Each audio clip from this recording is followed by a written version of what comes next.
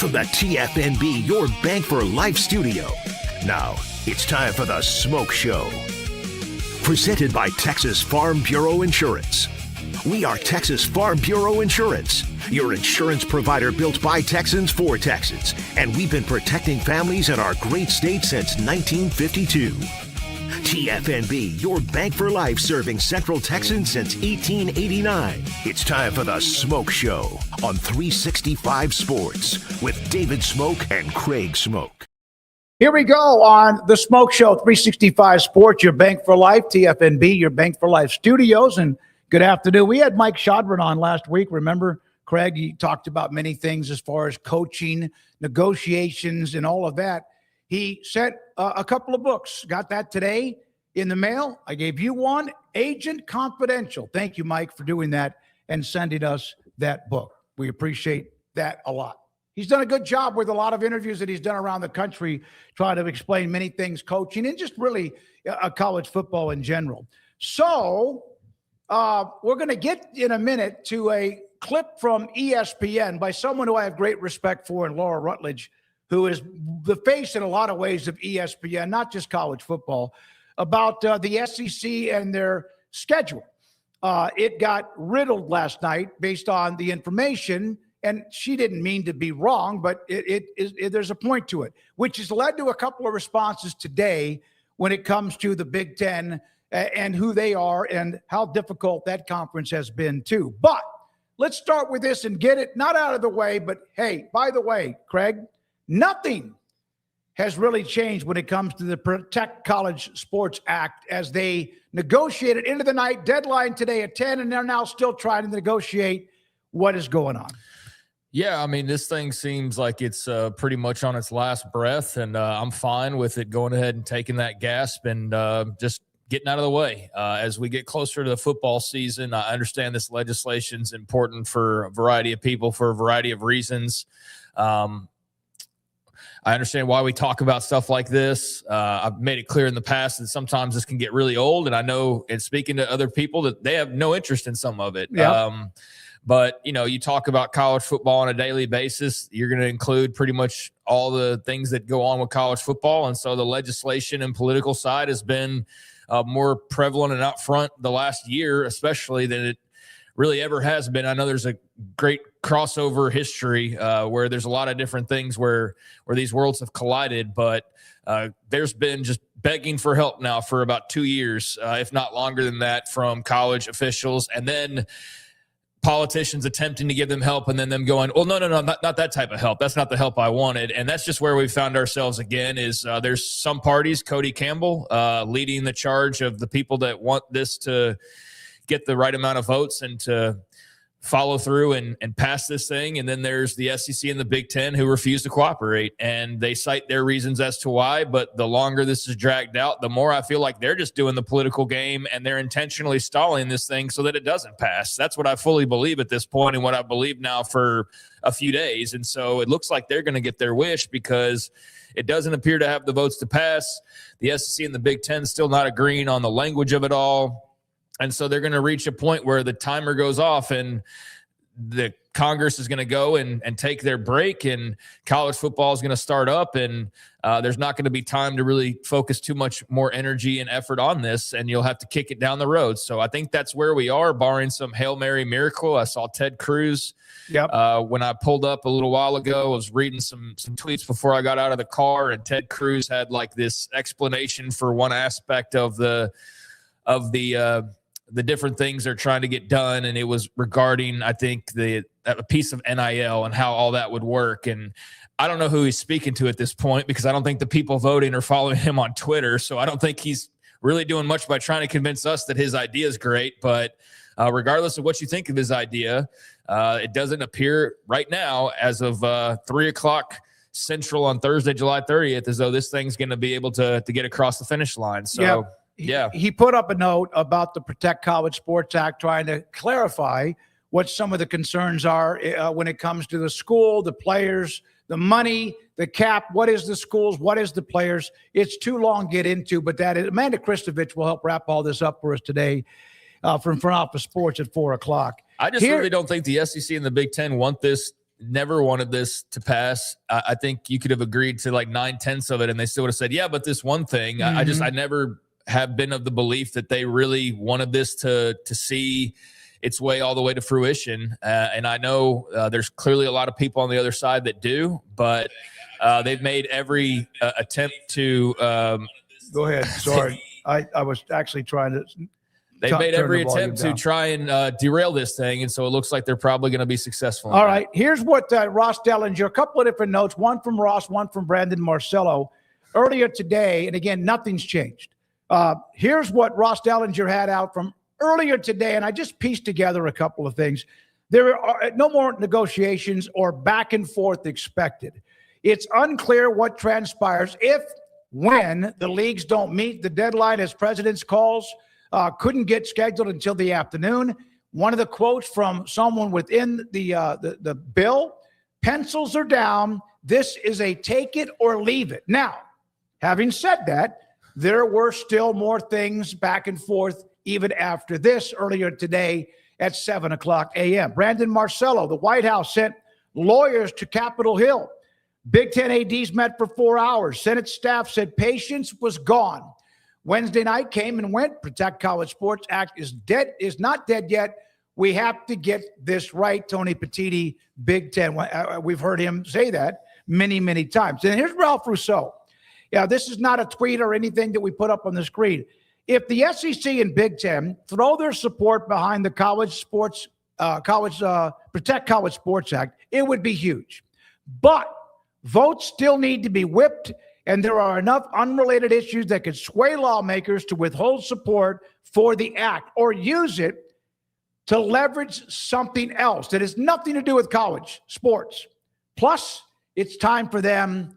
They have the August break. He goes, Ralph said they need to get to the beach. Yeah, I mean, this thing's critically in danger of jumping the shark, this entire conversation, because, yeah, I mean, it's just more, well, there's a deadline, and if they don't meet this deadline, then the world's going to explode, and then the deadline hits zero, and they're like, but there's still it just feels like they're almost like teasing and prolonging it for like some sick reason. I don't know, because it never ends. Mm-hmm. There's a break, and then it's right back to, well, now here's this thing. And so, yeah, I get there's a mad rush to try to get legislation. There's a mad rush to create rules. I'm in favor of some framework and rules. And I will say, as much as I don't believe the SEC or Big Ten were really ever on board with this particular idea, and I think that's been made clear, I understand parts of why. I understand not wanting to be capped. I understand not wanting to be cut off at the knees. I understand not wanting to give away your advantages. I mean, Cody Campbell can name call all he wants to, but if I was in Greg Sankey's position, would no way in hell give up what he's asking Greg Sankey to give up. No way. He would not, if he was Tony Petitti, go, you know what? We've got a $30 million, $40 million advantage at Texas Tech over Penn State. But you know what? For the good of college football, we're going to go and give them some of our money so we can all be on the same playing field. Absolutely not. So I totally understand where the SEC and Big Ten are coming from, and not just trying to satisfy everybody by agreeing to a bunch of stuff that would hurt them or not give them the advantage that they've worked so hard through politics, through on the field winning, through efforts off the field with their alumni. I mean, this is decades worth of building up your brand to then just be told, well, we're just even in the playing field so that everybody's happy, so that Eastern Washington can feel like they're playing the same game as Notre Dame. And it's like, well, no, that's not fair to Notre Dame. I don't care how much you feel like they already get the benefit of everything. So yeah, I don't blame the SEC and Big Ten for not just going along with this. I do wonder how much when they go, well, this thing's not quite right and this thing's not quite right. I wonder, even if you got those things right, if they wouldn't just say, yeah, but this thing now over here doesn't look like. That's what I feel like they're doing, is like it's never going to be good enough. It's by 1,000 paper cuts. Yeah, so even if you sewed up one loose end, then there's going to be another one that pops up. They just clearly don't want this to pass in any way, shape, or form the way it currently looks. Don't you wish, Craig, then, excuse me, just say that. Say, hey, yeah, we're done. We're not. You want to give us a deadline? Well, we're not doing this. Well, I think that their hope is probably that if they hold out, then maybe eventually people will just relent and they get everything that they want, and so they get the SEC Big Ten version of the Protect College Sports Act, which basically gives them all of the cake and then even more so. And they make out like bandits, where this thing that looked like it was supposed to somewhat even the craziness actually tilts more in their favor. I feel like that's what they're hoping for or have been hoping for. So it's college sports. It's life. Everybody's looking out for their own self-interest. So I don't blame Greg Sankey, or more specifically the school presidents in the SEC or the Big Ten, for wanting their specific way. And you know what? They don't have to agree to anything, and they're going to be A-okay. They're still going to have some problems, but they're problems they'd rather deal with than going, all right, well, now suddenly we're looking Iowa State eye to eye because we agreed to pool our TV rights for no reason other than to just be nice guys, basically. So, yeah, this thing was never perfect. I don't know what the realistic chances were of it ever actually passing. I don't know how high we actually got as far as, did it ever even get to like 70% chance of passing? Maybe Amanda can shed some light on that, but I'm not, just point blank, just not surprised at all that we are here given how the last few days have gone. I thought that the House settlement was supposed to settle everything and we moved on, but of course that didn't do that either. And then there's Laura Rutledge, who I think is fantastic. She's really good. She's a great anchor, co-host, etc. Does a lot with ESPN, has done a lot with the SEC network. I know she's got so much else on her plate. She's not going to do that this year, but she still appears on various shows. She was on with Pat McAfee, and they were bringing up the SEC and strength of schedule and all that. We got a lot to get to with this. Here is Laura Rutledge on the battering ram, so to speak, of what is the SEC schedule. There's a little hate towards the South. No. So we're just talking about facts and stats and stuff. Okay, that's fine, except I wanted to point out just a couple things. So I think one of the reasons why the SEC maybe has not advanced as far in the playoff as some SEC fans would like to see is because the competition within the league is so difficult that 9 games of craziness week in and week out, a little different than other parts, other conferences. I'm not dissing on the Big Ten. Yeah, they cannibalize each other. Right. Yeah, and so they by the chew each other time up. they get to the end, there's not many left. For one, they eliminate each other, but furthermore, they're gassed. They're injured. They have issues. I'm not making excuses. I'm just pointing out facts because you were pointing out facts. And then we're all gassed. I mean, in North, you can't get gassed. Okay, but the other thing I would like to point out is look at the NFL draft and how many players come out of the SEC. Sure. Yeah. And that's how we Good individual players. That's crazy. You guys can't win like that with all the talent. I mean, now you have to start wondering. I got a lot of faith in Kirby Smart Sounds as like well. a selfish league. Yeah, and Lane can't come together? Yeah, can't come Southern together. people are not selfish. I didn't say. No, All right, yeah, Southern say people. Together, we let Southern hospitality. I know that. Miss Laura, I would Thank like you to very say much. this, One of the quotes as a from Laura, Southern and she made representative, which I do believe we all agree competition that within you the are. SEC. Okay, So SEC difficult, Nation 9 representative games, and craziness Florida weekend Gator and week everything out, a like little that. Gators. I would like to say, other I think our conferences, relationship with the furthermore, South has been a little bit they're rocky gassed. for a while. There's a couple of ways to go about doing this. And there was a time when, and this is absolutely true, and I'd say it too, that the SEC was so damn well tested and iron sharps iron with their SEC schedule, even when it was 8 games. By the way, Laura Rutledge said 9. They've never played 9, not until this year. But iron sharpens iron, et cetera. It was part of RG3's Heisman speech. Now they're gassed. It's really kind of, they're defending themselves, and they don't even need to. The SEC doesn't need to because of all the history of what they've done the last 2 decades. But it does seem like they're, by the way, most of the players that go to the NFL are from the SEC. That's not breaking news. Here is Kirk Signetti wrapping up his specific comments from earlier today in Chicago at Big Ten Media Days. Definitely prepares you for the playoffs. There's no doubt about it. The numbers speak for themselves. I mean, we don't run a hype machine up here in the Midwest. We believe everything's earned, not given. And when we fall short, we say we fell short. We don't cry a river, whine, and complain. All right? And that's why we're the best. And then he wrapped it up. And that was Kirk Signetti walking off the podium. You could say mic drop or not. The audio sounded really good. I'm sorry that it didn't translate as well as I thought it would. But there's Signetti just leaving a little nugget at the end. And, of course, people responded to that too. Craig? Yeah, I mean, RG3 didn't say iron sharpens iron. He said no pressure, no diamonds. That was the RG3 tagline from the Heisman Trophy year that I think you're referring to. But the same concept of, you you have iron sharpens iron, or no pressure, no diamonds, like same kind of idea. So I think that's, kind of the point she was trying to make as well. And didn't go about it in the most coherent way. I think Lauren Rutledge is awesome. I think she's a tremendous talent and has done a great job of repping the SEC and college football as a whole, even though obviously far more focused on the SEC. And I think she's really good at what she does. I think it was hilarious to hear the McAfee boys in the back clearly taking their little jabs and kind of mocking some of what she was saying, and rightfully so. And that's the kind of fun that they have on that show. You could kind of hear them trying to hold back, not tearing too much into her while she made her argument, because it's a pretty easy argument to tear into. Like the SEC, we lived for 20 years there, from like 04 to, here up until 3 years ago, with them being the dominant conference and not really being much of an argument about it outside of Ohio State jumping in for a second and just disrupting it.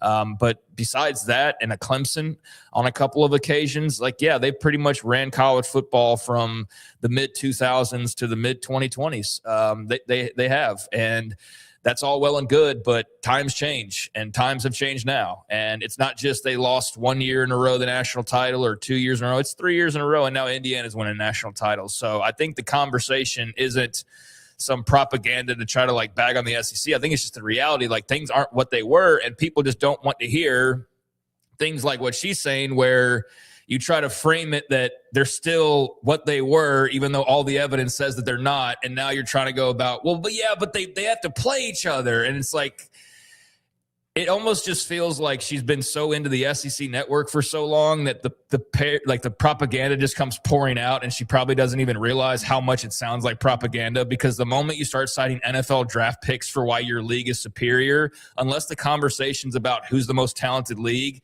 then it's a bullshit reason to say why they should be positioned or looked at as though they still are winning all the national titles when they are no longer winning all the national titles. So yes, the most talented league on a player-by-player basis, and you actually heard one of McAfee's boys there in the background, kind of mocking what she said, and rightfully so, because it's an empty argument, and it's a lame-ass example to use to try to position them as though they're still what they were from 2006 to, or even, I guess Texas won in 05, LSU won that 03, right? So, and then you had Florida. So that mid 2000s up until a couple years ago. They had USC before Texas. But LSU was before USC. So that's what I'm saying, is LSU got the ball rolling with Saban, really. And then USC and Texas, but then it was Florida and everybody else started joining the pack. So, I understand completely why she was mocked relentlessly on Twitter for this. I think everybody still thinks she's great at what she does. But when you hear people like her, or like Peter Burns, who's just the absolute biggest propagandist you've ever seen in your life when it comes to conference network, it's kind of become a parody of itself. That's what I feel like. It's become like a parody where you almost feel like you're watching an SNL skit sometimes, when people go out of their way to try to make you believe it's still the way that it was in 2021, And that's where I just kind of laugh at it at this point, where it used to kind of, I could get angry about it, because I'm like, no, that's not true. And now I'm just at a stage where I just think, it's kind of like I'm watching, it's like she's on SNL playing the role of an SEC host, be like, no, but no, I know they've won 3 straight national titles, but we've got the most NFL draft. What does that matter? Well, it's moving the goalpost. You can say whatever you want, but it's always something that shines some greatness in stats and data, trends, et cetera, on your conference. But it was a conference that used to tout what they did with national titles, and they did it well for nearly 20 years.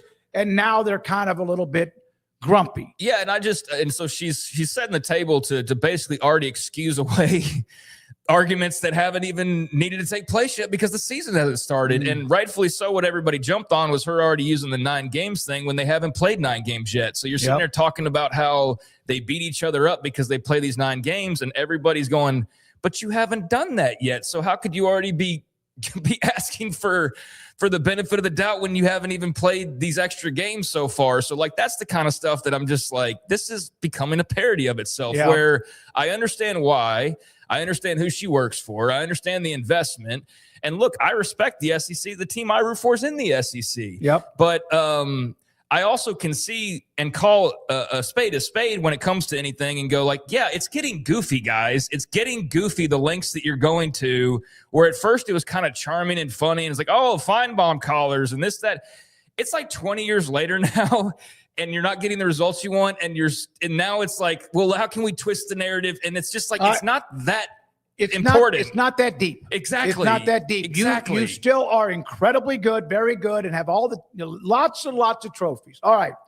So the chief operating officer of the Big Ten is Kerry Kenny. Here's what Kerry Kenny put up today, which is interesting. This is crossfire between the Big Ten and also the SEC. The amount of time spent trying to convince you about the grind, or that a road game in Williams-Brice automatically means more than a road game in Kinnick, is overwhelming and subjective. Winning a conference road game is difficult no matter which conference you're in. Full stop. Travel, familiarity of the opponent, stadium environment, game leading into that game, and games coming out of that game all factor into the difficulty. Big Ten teams have prepared to meet the opportunity in the past 3 postseasons. Those results are emphatic and also objective.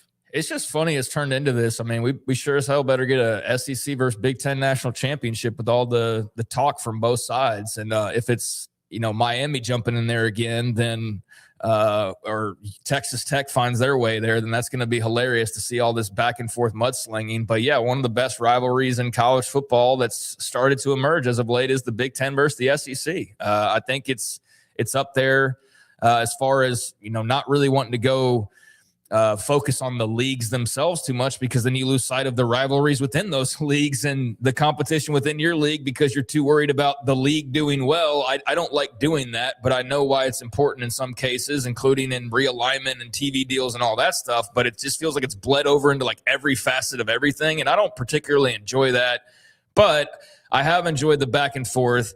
And I've enjoyed it now because there's actually some teeth to what the Big Ten's saying. It's not somebody lobbing grenades when they haven't proven anything. When you've won 3 straight titles and you've had 3 different teams do it, you have every right to sit there and fire back. So that's added a little meat to what was otherwise a very lopsided argument for a very long time outside of like Ohio State. Yeah, with Ezekiel Elliott and all that guy. Yeah. So it's good to see that there's actually some balance, and it's not just one league kind of driving the cart, although that clearly pisses off a lot of people who lead those leagues and support those leagues or promote those leagues.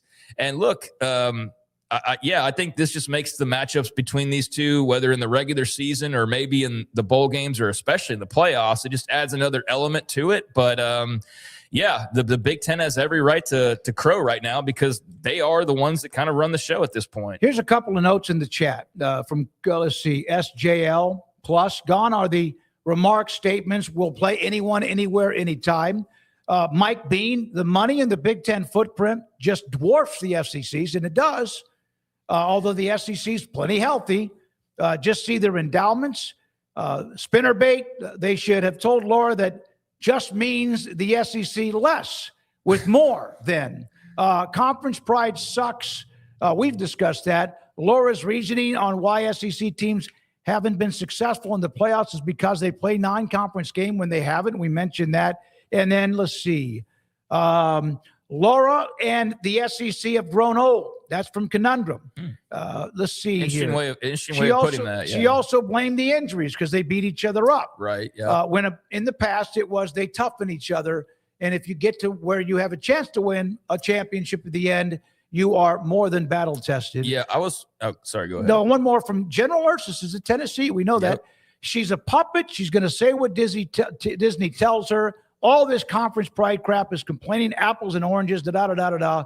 And I don't think she's a puppet. I do think she's a pro. She made a mistake and probably just wasn't prepared with her answer like she should have been. Yeah, clearly her answer wasn't the best she could have given. I mean, erring on the number of games and already using that when it hasn't happened yet, like immediately just kind of pokes a big old hole in whatever you're going to say after that, because some people are just going to dwell on that one part, and many certainly did. But yeah, I think she's really good. Like I said, I do think she's a pro, but I do think she's very much in that that loop of just you're in the SEC network and all you hear is SEC's the greatest and all you say is the SEC's the greatest. And so it's probably hard to break your brain from that sometimes, but you could hear McAfee's boys in the back cackling like the hyenas in Lion King. Just that's what it sounded like to me, that they're chuckling in the back, like just kind of poking holes in what she's saying. And yeah, they had her a little bit on the defensive by the end. But it's like I said, I think, the conference pride stuff, I get it in certain ways, but when it's applied to everything, it does suck. To follow up on whoever else said that. It all started when the SEC had already taken over college football, when you had the conference realignment. And when A&M left for the SEC, Missouri did too. But even before you left, you heard a lot of that SEC. You were hearing that, then they took on, and it just got to a point where, and they had every right back in the day, and they still might, even this year, to just say, hey, boom, on the table, our balls are bigger than yours, and we're pretty good too because we beat you and win all the national titles. Well, not the last 3 years. That's what they need to do, and they very well could do that with a Texas or a Georgia or somebody else for that matter. And if they do, then you have every right to talk, and they had every right to talk up until about the last 3 years. And even that first year is like, oh, well, that's only one. And then Michigan went, oh, well, that's only two. Well, now you can't say that anymore because now Indiana's won and it's 3 in a row. And now there's no more, oh, well, it's only 3 years and it's only 3 separate schools. And it's only a school that was arguably the worst in the entire world that's now winning a national title and having the greatest unbeaten year in college football history. Like now you've got no other ways to go because now it is what it is. And the Big Ten is the biggest, baddest, best conference at the moment based on national titles. Now, based on other things, I mean, that's what I'm talking about, where it's almost become like a parody of itself. And I'm glad that General Ursus, who's a great listener of ours, like doesn't just toe the party line. Yeah. The conference pride, the SEC kind of had that, and that was unique to them.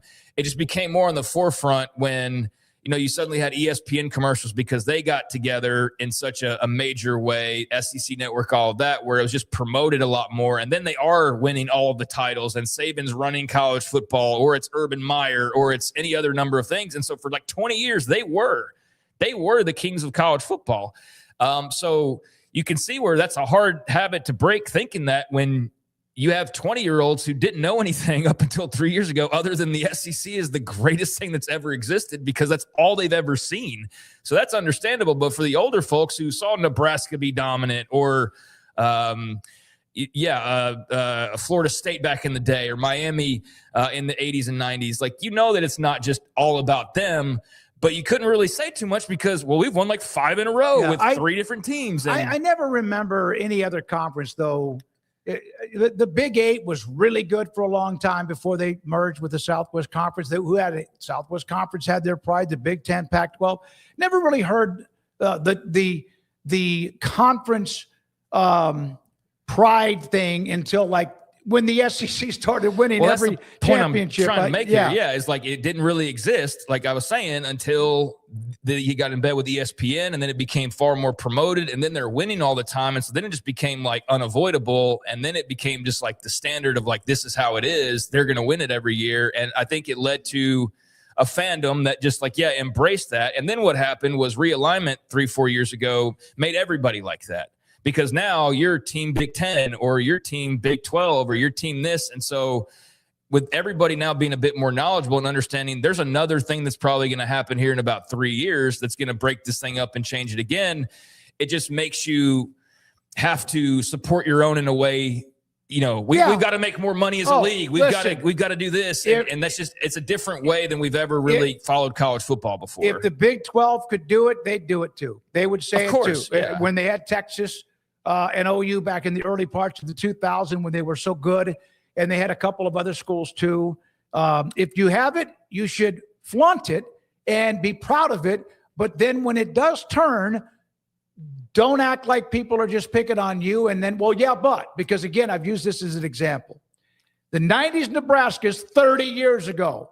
So for me to bring them up, is stupid. And I know SEC was just 4 years ago, but this is just an example. And look, I do think there's an element of like piling on that's going on as well, like to the point where it's like, all right, do we got the point? Like the Big Ten's won through, like I think it's an overcorrection from like the 20 years of when it was the other way. I think that's what we're seeing happening right now, because I do think there's some pot shots being taken, or there's some laws trying to be passed that are like directly aimed at them. And I can see where, from Greg Sankey or a fan standpoint, where you feel like, yeah, maybe you're kind of getting a little bit unfairly looked at or treated to a certain degree. But yeah, I just think that's a matter of 20 years of buildup, when all people heard was this chant and deal with it. And now everybody has an opportunity to kind of shoot holes through that for the first time in a long time. And so everybody's cocked, locked, and ready to fire on the SEC. And so it's now become like overboard in the other direction to some degree. But it doesn't help when you have people like Laura, who work for ESPN, who come on there and say like some kind of stupid things. And you go, so you can't tell us we're crazy, when she's literally on here arguing NFL draft pick numbers for, why this, that, or the other. And so I think she only fed the beast more than anything. Stevie Heisman, SEC will always be king. Half of the schools in the Big Ten don't even care about football. That is probably true. I don't know about don't care, but it's also this. There's a note. Last year in the bowl games, the SEC is still a freaking great conference. But last year in bowl games, outside of SEC versus SEC, like Alabama against Oklahoma, they were 3-9. But then again, those games didn't really matter. But if they were 9-3, you would know about it. No, but it's true. Even the bottom of the SEC won their out of conference P4 games. See, this is where we go down the road. You start going down the road of like now we're going to do like how many. The last place team in the SEC had the best rushing yards. Like that's kind of what she started doing. It's like, oh, now we're talking about NFL draft picks. So yeah, look, I still think they could very well be the best conference. They clearly haven't had the best team the last 3 years. That's undeniable. That's not arguable, because the Big Ten's won 3 in a row. I still think it's a great league. I think top to bottom could very well, and I might even vote and say it is the best league, but it's not as dominant as it was, at least not at the top. That's not debatable. That's just fact. And a lot of people have a hard time dealing with that, because for 20 years, you got to argue the other way, and you don't like that now the worm has turned. But maybe it's turned too much in some cases where, people try to treat it now like it's some weakened version of itself, when I just think that the Big Ten caught up and passed them in certain cases. I still think it's a very strong league with a lot of great teams, and could very well play each other for the national title this year, like Texas, Georgia or something. But I think you're seeing 20 years of frustration by the rest of the country. Getting battered. Now going the other direction. They have their time. They've won the last 3 national titles, and so they have a chance to kind of, because the Big Ten at times was criticized because they were too slow and Methuselah and all of that, and they've changed that up a little bit. And maybe the new rules in college football, of course, have helped them do that, because we know what it's done for Indiana. But they also hired a brilliant, not genius, but a brilliant football coach to turn it around too. Well, yeah, I think Indiana was a combination of a great coach and then, having investments and just the right climate. But, I think the Big Ten, some people would have warned you that they were a little bit of a sleeping giant when NIL was getting underway, that I don't think people quite realized. And I'll even include myself in this, of like, oh, well, now it's all gloves are off. The SEC can just freely go out and move money however they want and buy whoever they want and do whatever. And what some people realized at the time, because I remember seeing some comments about it, but didn't quite fully understand, was no, the league actually that might be best positioned to fully take advantage of this is the Big Ten. And now I think you're seeing that bear out. Well, no question about it. And so they're firing back too, because they were getting peppered quite a bit. You said, other than that Ohio State team winning with Urban Meyer. We're now joined by Sam Kahn with theathletic.com, and it is Kahn time. God, that's just the fact that you sent me a text and reminded me that we should play that when we introduced you. I did not. Don't lie. I did not. The Big Ten has a chance to shine, and they are firing back on things like what the SEC, well, we got more NFL players. You may have heard the Laura Rutledge comment, and I like what she does. She's very good. Or the 9 conference games. They haven't done that yet. This is fun. This is off season, back and forth. But I tell you what, I'm not so sure the Big Ten is just ready to go bye-bye. I think that they're going to still be very much a part of what they have with who they've added, and also with the NIL the way it is. Yeah, I think, look, the landscape's different now. Okay. For one, I think one of the biggest advantages the SEC had was the natural talent pipeline that it had. And 15 years ago, 20 years ago, maybe even as recently as 10 years ago, for the most part, I feel like most prospects wanted to go close to home. Uh, the new era of college football's changed all that. It's now there's a financial component involved, and what teams are willing to offer plays a role into that. And I do think even before we got to NIL, I think social media closed the gap a little bit. The way I'll put it is this: 30 years ago, if you were a prospect in Brenham, Texas, and you were a big time recruit, your only real interaction or your real visibility to Big Ten schools like Ohio State or Michigan would be when they play on TV, a few times a year.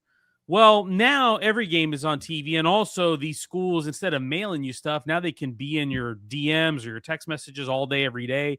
And I feel like that made people more familiar with what's outside of their region and what's outside of them. And so I think that you started to see maybe about a decade ago, we started to see the trend of, and I speak specifically toward this state, more prospects willing to go out of state.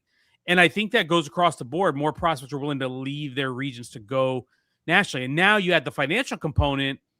If a Big Ten school that maybe is not the best is going to offer more than some of these schools that are close by you and you're in the deep South, maybe you're taking that opportunity instead. And a lot of these Big Ten schools have a lot of resources, and not to say that the SEC schools don't, they do. But there's a lot of different ways to skin the cat now. It's not just, you don't just recruit to your region. You don't just stockpile 5-star recruits and hold them on your depth chart forever and ever and then hoard the talent that way. Now it's a real ball game. All those defensive linemen at Texas Tech last year, they probably would have been SEC players a long time ago. They would have been played somewhere else in a past life. And so I think that the game has changed in such a way that I don't think there is one dominant conference anymore. I don't think there ever will be again. It really comes down to the schools that have the resources and the want to actually invest to go get the players. And the ones that do that will get them, and they'll be the ones that'll be successful.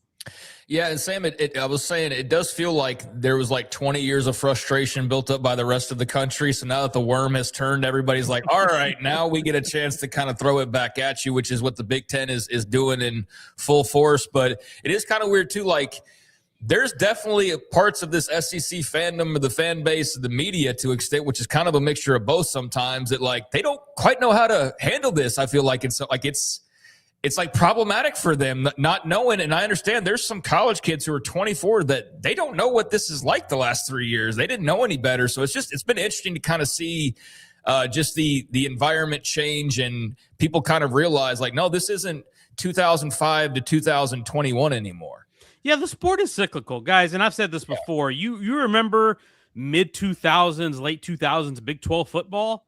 That was maybe one of the best conferences in the country. I think back to 2008 when Texas Tech, Oklahoma State, Mizzou, I mean, you name it. There were multiple teams in the top 15 at the time. And Oklahoma was I think, in that three-way tie with Texas and Texas Tech at the top of the Big 12 South.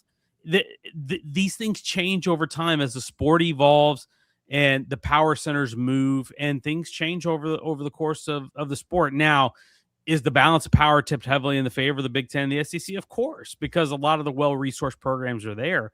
But I that's why I never have been a fan of the college football playoff codifying multiple bids for one league, because I think that stuff changes so quickly and so often that it's really short-sighted to just give certain bits to certain leagues because, well, this is the reputation, this history. No, man. I mean, you know what? 100 years ago, Army was a powerhouse. Ivy Leagues were big-time programs. And so these things change over time. And so I think it's silly to do that. But to your point, Craig, yeah, the SEC did have a lot of time that it was the dominant force. And it was. The draft picks say it. The overall championship success says it.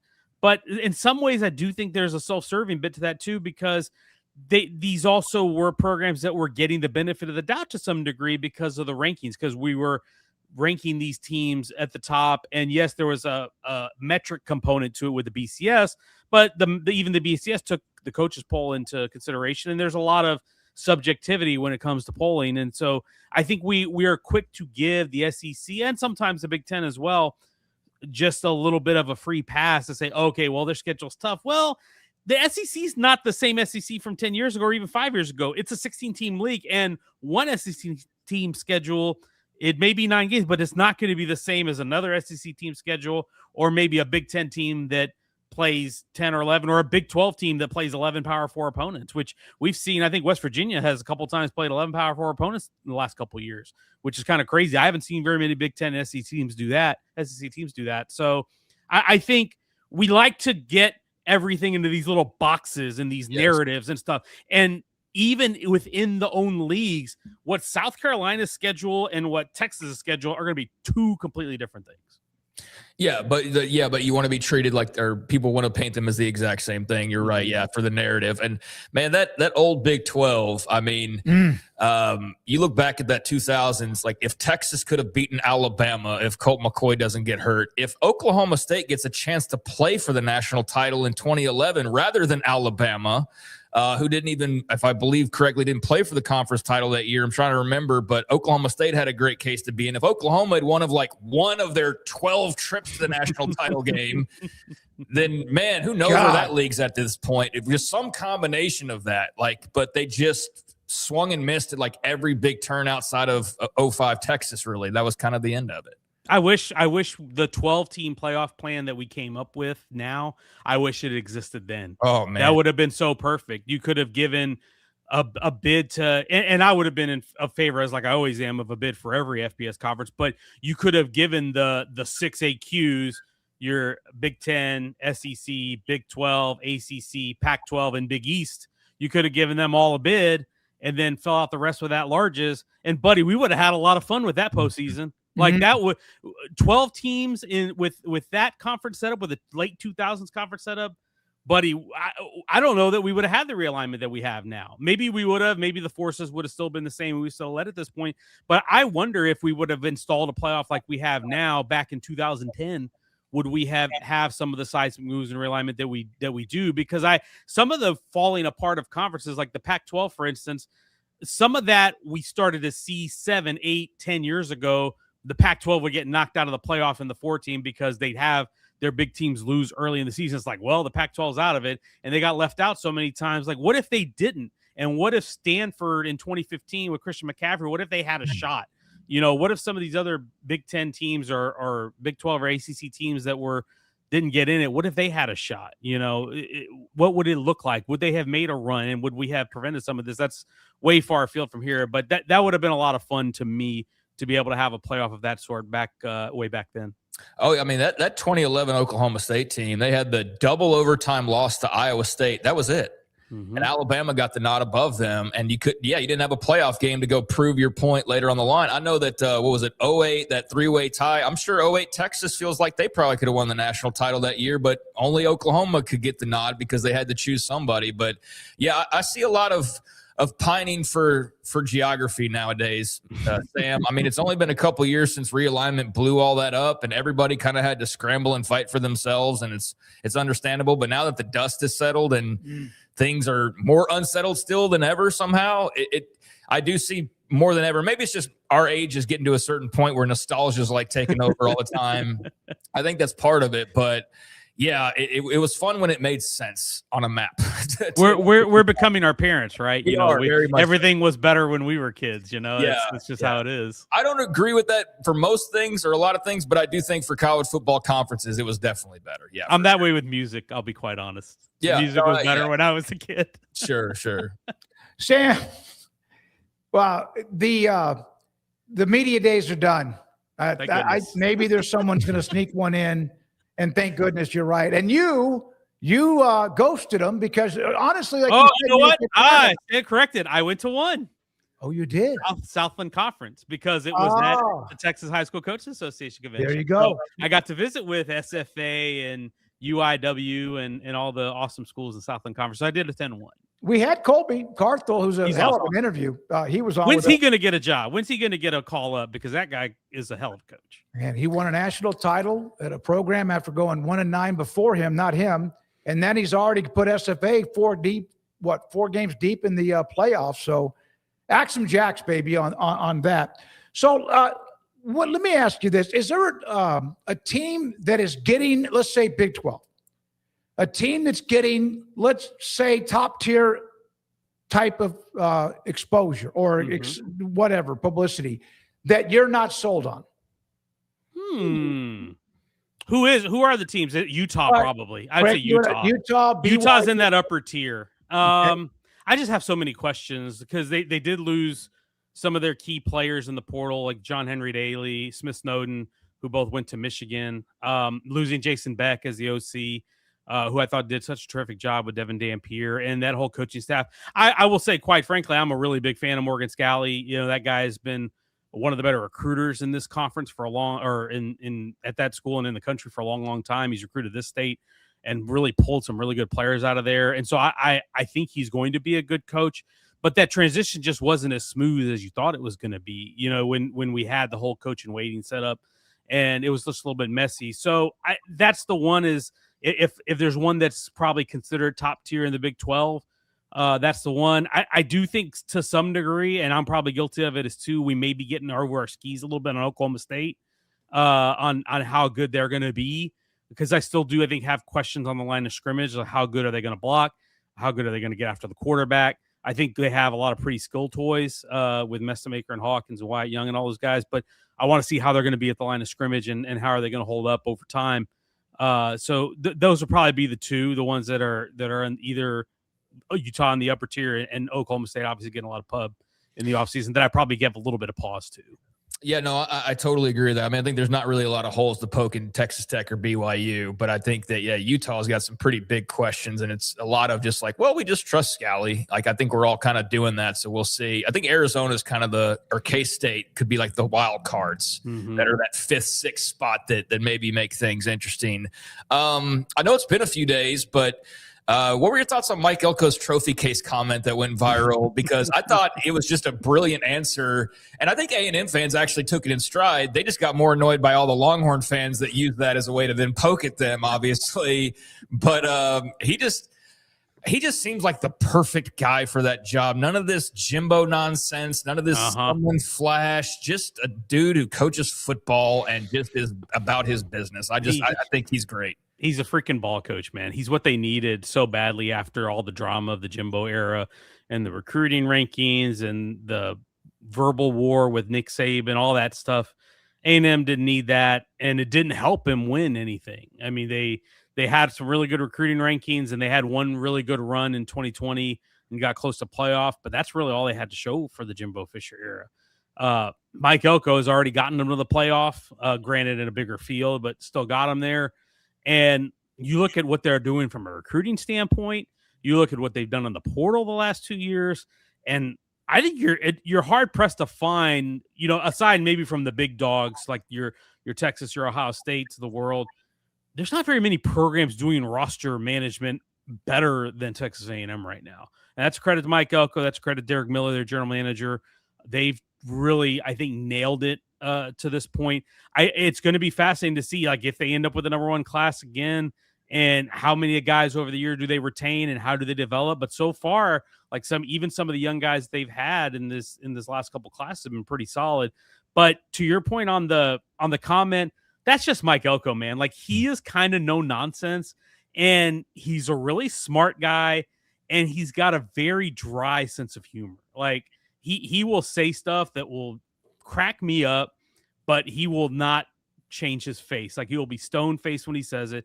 But I think he understands. I think he understands where he is, the lack of success relative to the resources and the spending that they've done at Texas A&M, and that this is a program that's just got to put up or shut up. It's not because Texas A&M has spent a lot of this century telling us what they're going to do and making these big splashy coaching hires and investing all this money in facilities and then in the roster and all that stuff with not a lot of results to back it up. But now you have a coach, I think, who has the right mindset and kind of understands the place at a level that maybe few outsiders do. And he's not getting too carried away with it. And yeah, did people make fun of it? Sure. That's, the Texas fans, Texas A&M going back and forth. That's always going to happen. I remember when Jonte Cook a few years ago went on an official visit and looked at the trophy case and was like, hey, these are all swimming trophies. And A&M fans had a lot of fun with that. Yeah. Cook did the same thing at A&M on a visit later. But it's true. Look, Mike Elko is not going to lie to you. He's going to tell you straight up what the facts are, and he's not going to sugarcoat it. And people may not like it, but it's true, and I can get with that. As long as you're straight up, I can get with that. Yeah, I like him. I just I love the comment about we have nothing. Our trophy case is empty. I really do like that. So of the new coaches in the Big 12, and you mentioned Scally, he's promoted. Then you have K-State with Klein. You have Iowa State with Rogers, and I think that's it. Which of those three in order have the best year? And Rodgers, of course, taking over an absolutely clean slate with Matt Campbell taking his staff and most players too. Yeah, Rodgers was dealt a really difficult hand. They're already behind the 8 ball financially compared to the rest of the conference. So that's really hard. I will say I do like what they did from a fit standpoint at quarterback. I think Jalen Raynor's kind of a sneaky addition as a transfer. He was really productive at Arkansas State, and he's going to be working with an assistant coach that he was there with as his quarterback's coach there. So I think that has the chance to work out really well. He's a good athlete. I think there was a lot of good feedback on him when we did our QB tiers, but that they're going to have the toughest road to hoe. Kansas State is interesting to me because I feel like we're doing this thing with Avery Johnson every year. Of like, what is he going to put it all together? But I will say this, being back with a coach that recruited him and being back in an offense and a coach and a play caller that's going to structure it the way he was recruited for, I think is going to help him a lot. He's got to take care of the football 100%. That's got to be better. All the numbers went down last year with him, but I like what they did overall in the portal. Wendell Gregory, I thought was a really good addition as an edge rusher. He's a guy that I think would have any school in the country could have taken that guy. Getting him, I think, was a really big addition. So he'll add some juice off the edge for them. I think Kansas State's kind of lying in the weeds right now, but I'm really gung-ho on Klein. I know a lot of people like him because he's coming back home. He's the prodigal son and all that, but I think he's a damn good football coach. I think you see what he did with their offense last year. You look at the way K-State's offense was rolling when he was there, and I think it's going to work out pretty well. So I think of those three. I mean, we talked about Utah earlier. I still think Scally long-term will be fine. I just have questions about this year. I think Devin Dampier is probably a little bit better. I'd take him as a quarterback today over Avery Johnson if I had to take the two. But if it's a long-term foundation, I kind of like Colin Klein there because I don't know that he's going to go anywhere anytime soon. And I think he understands that place. Just like we were talking about Elko, Colin Klein knows K-State and he knows the place and he knows the culture. He knows what they need. And I think that fit's going to work out really well. So I want to ask you about new coaches as well. I want to skip past the SEC because I feel like we probably asked you about Sumrall and Lane Kiffin and so on and so forth. I think the Big Ten's 4 new coaches are pretty fascinating. So I'm curious of which one you're highest on out of Kyle Whittingham at Michigan now, Matt Campbell at Penn State. You got Bob Chesney bringing over the JMU methods to UCLA, and then Pat Fitzgerald back in the mix at Michigan State, giving them a little oomph because they've kind of just been completely an afterthought now for a little while. So I'm really intrigued by this group, even though we talk a lot more maybe about the others. But who do you like out of this particular bunch? I think Whittingham has the quickest chance to turn it right away. And we talked about Jason Beck just a minute ago. I think pairing him with Bryce Underwood is going to work really well. The baseline talent level there is already really good. They brought in some good transfers. So I think right off the bat, I think Whittingham's got the best shot. The Matt Campbell at Penn State is super fascinating to me just because I think he did a fantastic job there. I think they're going to be good at Penn State. Are they going to be good to the level that Penn State fans want? I don't know. The one that's most intriguing to me of the group is Bob Chesney. I think Chesney's a hell of a coach. You see what he did at JMU. And I think UCLA is more talented than their record showed last year. I think Nico Iamaleava is a better quarterback than people realize. I know he took it on the chin last year after making the move out of Tennessee in the contract negotiation, and I totally understand that. But if you watch some of them last year and you watch Nico, he didn't have much around him, at least from an offensive standpoint.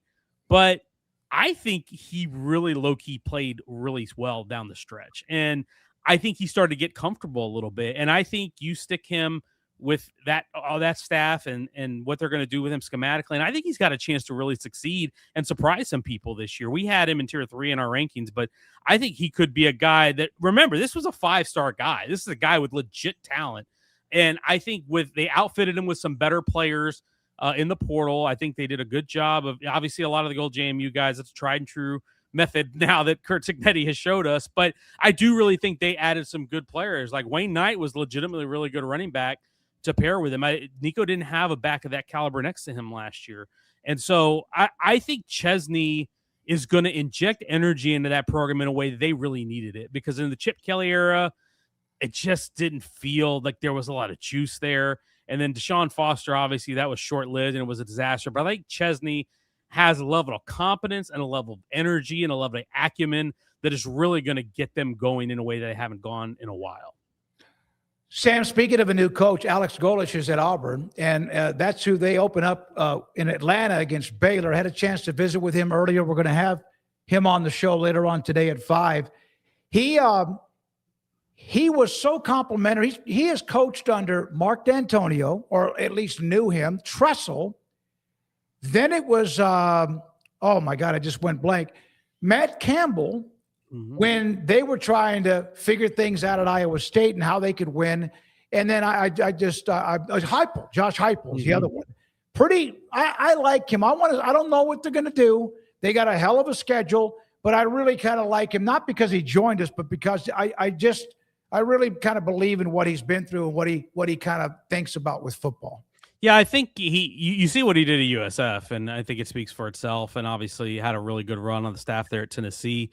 But it's just a matter of, do they have patience? Yeah. And Auburn's not a place that's long on patience with guys. And so they've got to show some real progress this year. I think that's very possible. I do. I think they, just like Eric Morris and some of the others we've talked about, he imported a lot of his former roster with him at Auburn to help ease that transition. I'm really high on Byron Brown. I think even though he's got a kind of a funky throwing motion, you look at him as an athlete, and you look at him as from a production standpoint, there's very few players that have produced as much as him, almost 10,000 career yards. So I think it's good. Let me put it this way. The quarterback play can't be any worse than it was last year there. It really got bad with the collection of Jackson Arnold, well, mostly Jackson Arnold. Ashton Daniels was okay, and then they had Deuce Knight at the end who flashed, but they didn't have it. And I think Hugh Freeze just really didn't have a good grasp of, I don't know. This is not the same college football from 10 years ago. And I don't know that Hugh Freeze managed that thing very well. Kind of like with Michigan, where the previous coaching staff, there was just a level of incompetence because of whatever the heck was going on off the field at Michigan. At Auburn, I just don't think Hugh Freeze was just doing a very good job. And I think Golesh has a chance to raise the floor there and just get them immediately better by, one, bringing in some familiar talent, a different scheme, but two, just kind of understanding what it takes. He's been in this conference. He's been competitive in this league. He knows what it takes. And so I think they have a chance. I don't think they're going to be like a playoff team, but wouldn't shock me if Auburn was an 8-win ball club this year. Sam Kahn with us on 365 Sports, usually on Thursdays at this time. We appreciate it. Are you ready? Because practice and workouts are beginning. Are you ready? Good. Yep, we're ready. I'm ready. I'm ready for football. Enough of this Protect College Sports Act stuff, or my God, or jersey patches, or whatever the heck. Trust me, I haven't followed a lot of that stuff super closely, but I'm ready for football. I saw TCU open fall camp. I'm already getting emails with their press conferences. So I was like, hey, we're almost here. Next week, just about everybody else opens next week. So that would be I'm great. ready. I can't wait either. Thanks, buddy. Sam Kahn, theathletic.com, with us on 365 Sports. We need to break because Amanda Kristovich, Front Office Sports, speaking of save the College Act, Protect the College Sports Act, she'll come up and give us the latest and what really all of it means, if anything, or is it dead? That's next. This is 365 Sports. Alan Samuels, Dodge Chrysler Jeep Ram Fiat, Loop 340 east of 84 in Waco. Ted Teague, in fact, the general manager, sent me a bunch of new notes, including, how about check out the 2020 Mercedes-Benz C300 for $24,725. 2022 Mercedes-Benz C300, 41,000 miles for $29,990. There's the 2025 Subaru Legacy Sport, 13,000 miles for $29,995. And this continues what they have, which is the Make the Summer event special. And they're doing that with pre-owned cars as well. Cars, trucks, SUVs with huge discounts. There's also, let's see, one other one. They have qualifying pre-owned vehicles come 30-day pre-owned promise. So ask them about that. What does it mean? Their lot is like Loop 340 and east of 84 in Waco with Ted Teague, general manager, CEO. David Gray runs the sales department at Allen Samuels, Dodge, Chrysler, Jeep, Ram, Fiat. Dream Texas weather calls for Ray Broker, your Lennox premier dealer. Sign up for our year-round comfort plan and keep your home the perfect temperature no matter what the forecast is. Call or visit raybroker.com now. Ray Broker, your air conditioning and heating specialist. Make this the summer event at Allen Samuels in Waco. Get behind the wheel of an iconic new Dodge Charger RT and score $5,000 in savings. First responders and military members get an extra $500 bonus. Allen Samuels Dodge. Come by, let's be friends. Serving Central Texas since 1889, TFNB Your Bank for Life takes pride in being more than a bank.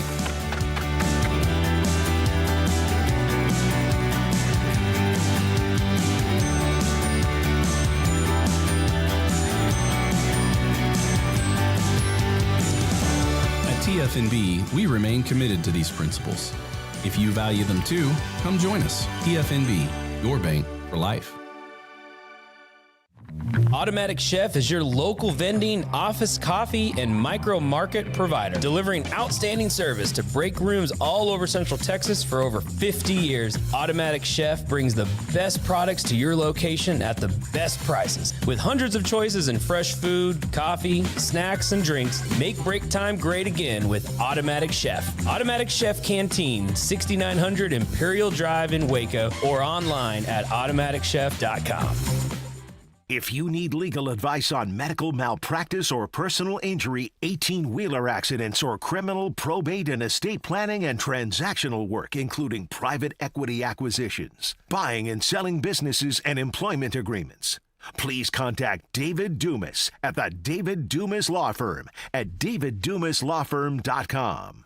This 3 o'clock hour is brought to you by QC Kinetics. Feel better, move better, live better with regenerative medicine using your body's own healing abilities for natural pain relief. No surgery, no drugs, no downtime. With locations in Dallas and Houston at QCkinetics.com. It's time for the Smoke Show on 365 Sports with Craig Smoak and David Smoak. And we have been discussing the Protect College Sports Act as we can with the updates over what seems like months. And then today there was supposed to be a deadline, which I think was supposed to be yesterday, and I don't know what it means because everybody's about to leave Washington, D.C., and Amanda Kristovich, front office sports, who is a go-to for a lot of what we discuss when it comes to sports, business, and more, joins us on 365 Sports. Well, hello. Hello. Good afternoon. So what is a deadline? Well, in journalism, a deadline is a word that has meaning.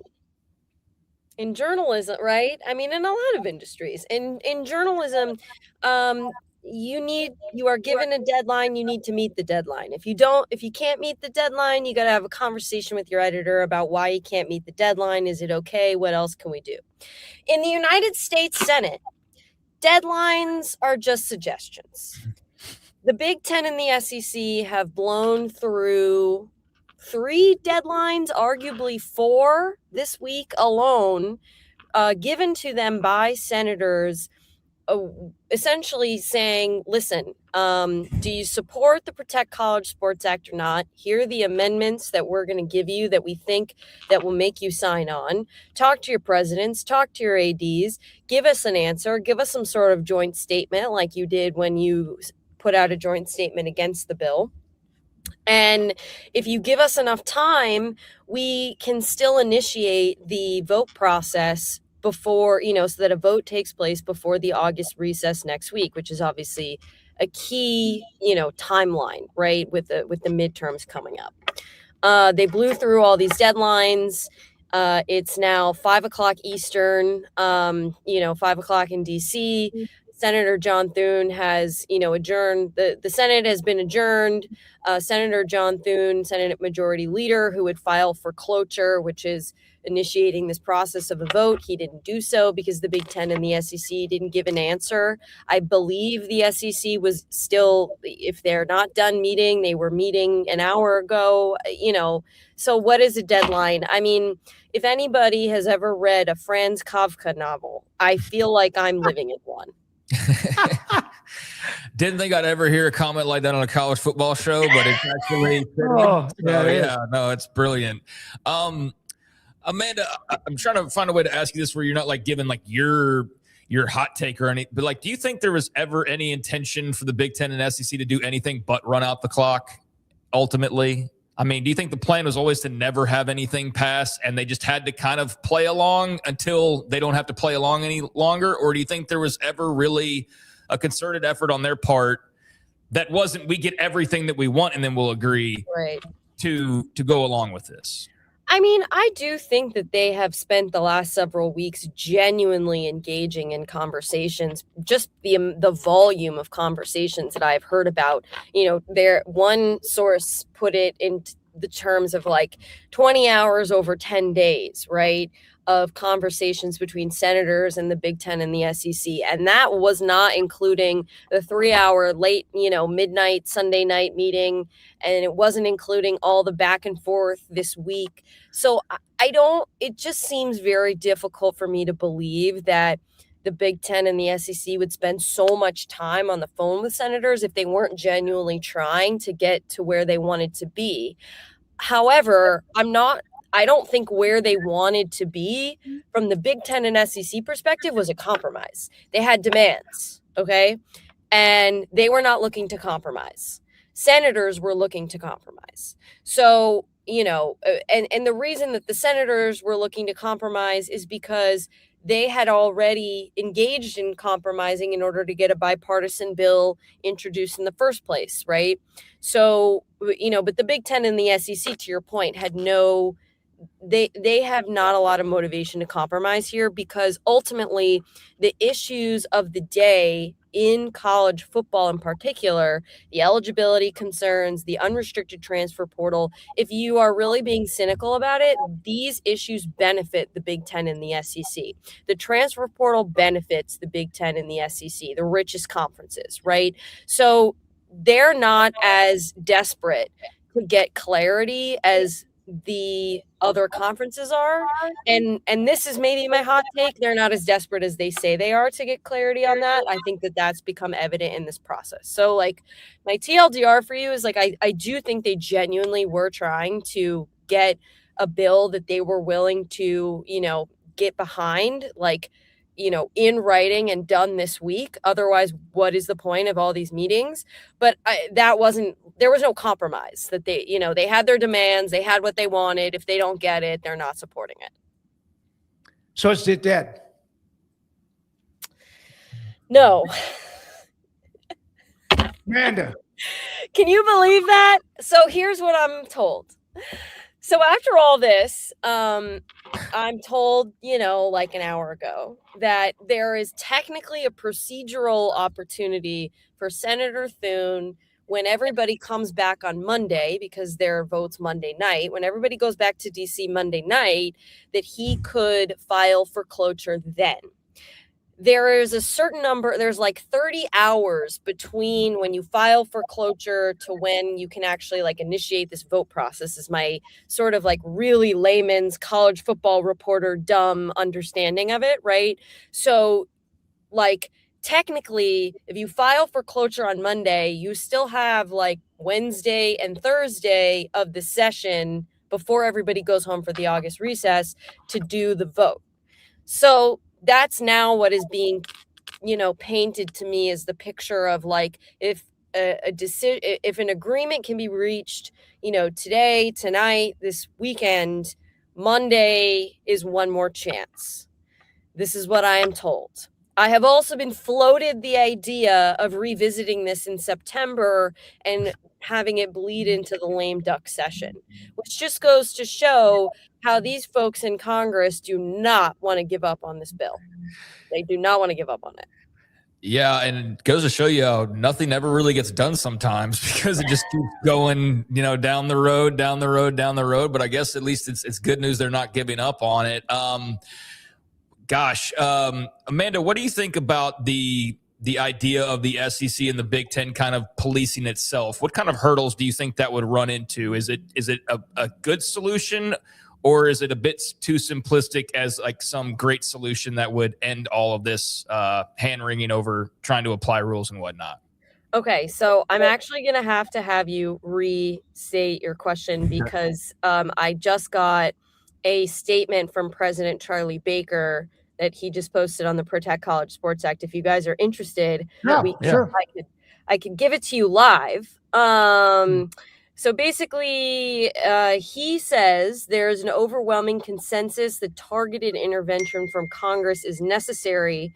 This is the legislation we need now. It will grant student athletes unprecedented academic, health, and well-being efforts, rein in out-of-control agents, stabilize transfer eligibility, rev share rules.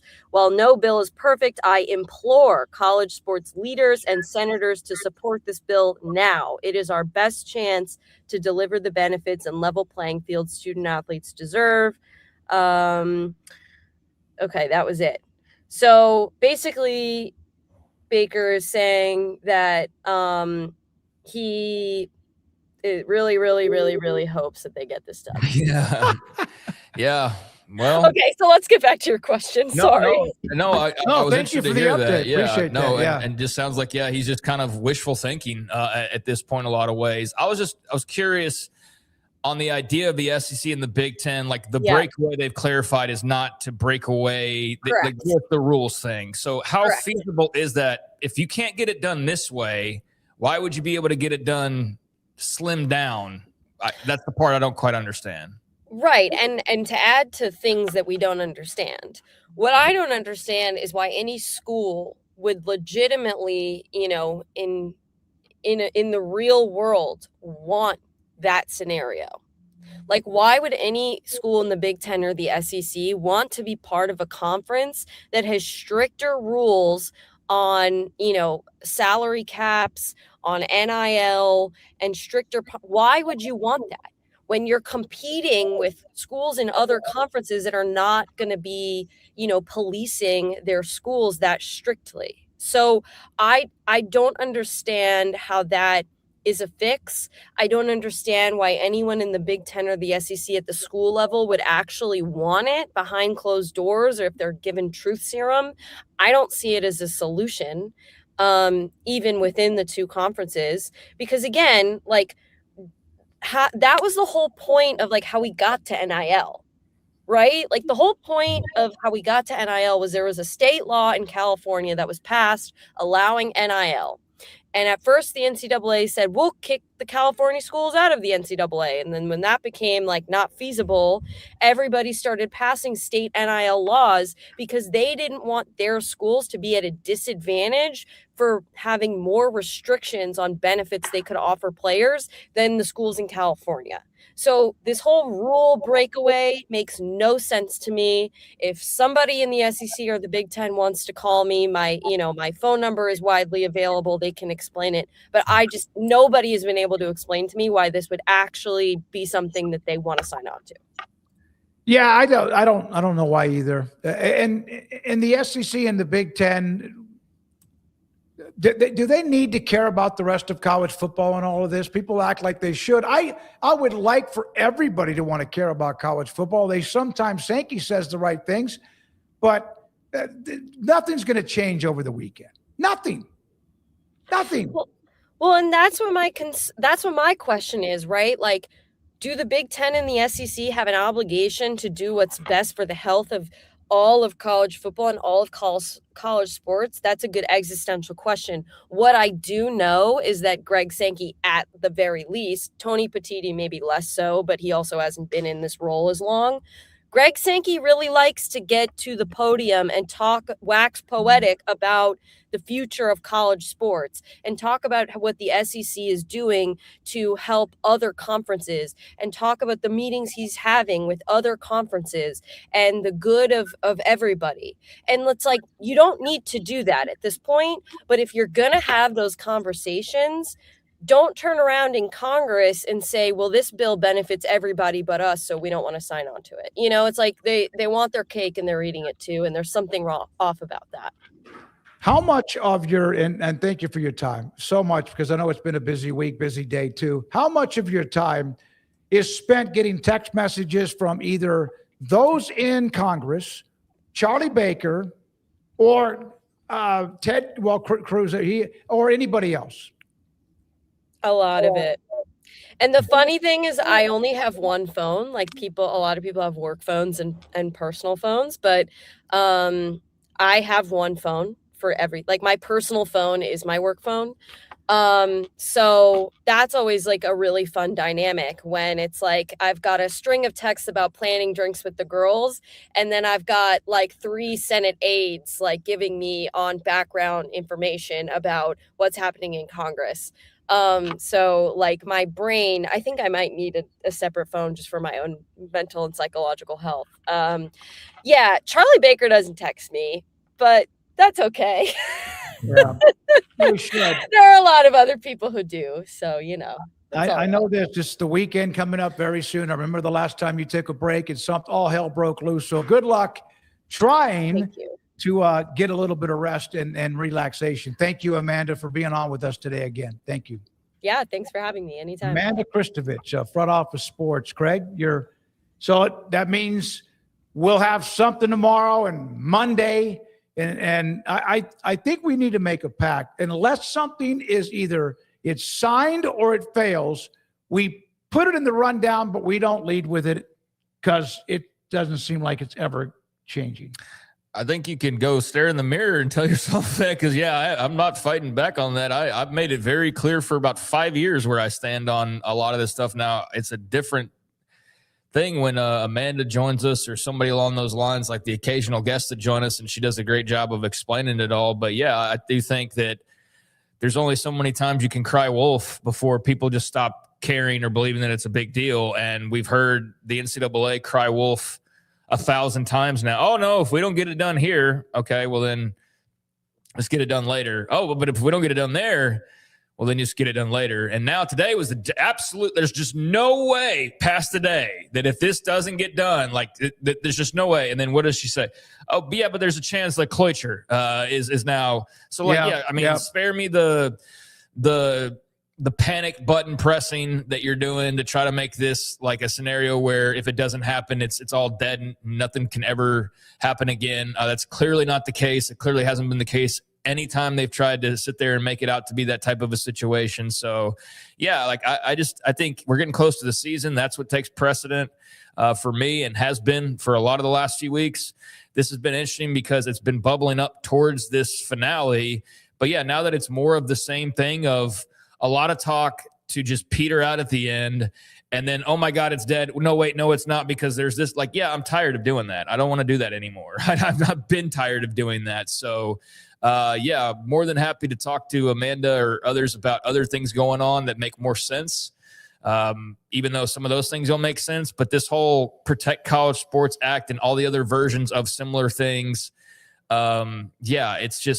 It's just spinning wheels and has been for quite a while now. Yeah, I know you're numb to it, and I am too, and probably have given it a lot more thought than most of you even have. But some of you in the chat when we were talking about it had your thoughts about it as well. So, that's that. We'll have Craig's off the radar in about 25 minutes. And then a conversation from earlier today with Auburn football coach Alex Golesh, who joined us as well. Let's break here, and then we're going to come back. Rhett Lashley on strength of schedule before a season begins. We'll have that plus a couple of eligibility cases that Baylor heard from yesterday involving some college football players. We'll have that as more to get to. This is 365 Sports. Marco's Pizza. Pizza lovers get it. Marco's Pizza with 5 locations in the Waco area. Used to be none. Well, okay, but I mean, like recently there weren't many. 1, and now there's 5. Fastest growing pizza brand in America. Bob Mock owns them here in the Central Texas area, and he started from scratch, literally when it was delivering pizzas, and started making pizzas from scratch when he was inside the store. After he learned how to deliver, and the next thing you know, he's running a store. Now he has 5. He owns all of them. He's a hell of a businessman, too. And Marco's Pizza. Online, marcos.com, you can find numerous specials. I'll tell you, without even looking, I don't even have the website up. There's probably one that is a medium or so, 3-topping pizza. There's going to be 1 or 2 specials when it comes to pepperoni and or Italian sausage, Magnifico, or Magnifico, or both. And then there's salads and much more that you could also get from them because they have it all. Marco's Pizza, 5 locations, marcos.com. Pizza lovers get it. It's in the major leagues for 24 years. And let me tell you, I can feel it in my joints. Shoulders, elbows, and knees. Trust me, pain doesn't retire when you do. I tried everything to get rid of the pain. Nothing worked until QC Kinetics. Baseball legend Roger Clemens and other patients are getting lasting relief with QC Kinetics regenerative treatments. No surgery. I trust QC Kinetics. You should too. Let's commit to getting rid of all the pain. Schedule your free consultation today. QC Kinetics. Better starts here. With over 25 years of excellence in IT, Carrion Solutions is your trusted technology partner. From managed IT services to cutting-edge cybersecurity, our expert team delivers tailored solutions that drive success. Our portfolio includes products such as Veeam, Bitdefender, Microsoft, Cisco, and Fortinet. Call David Carrion and his team of experts. Call 888-522-2221 or visit us at carrionsolutions.com.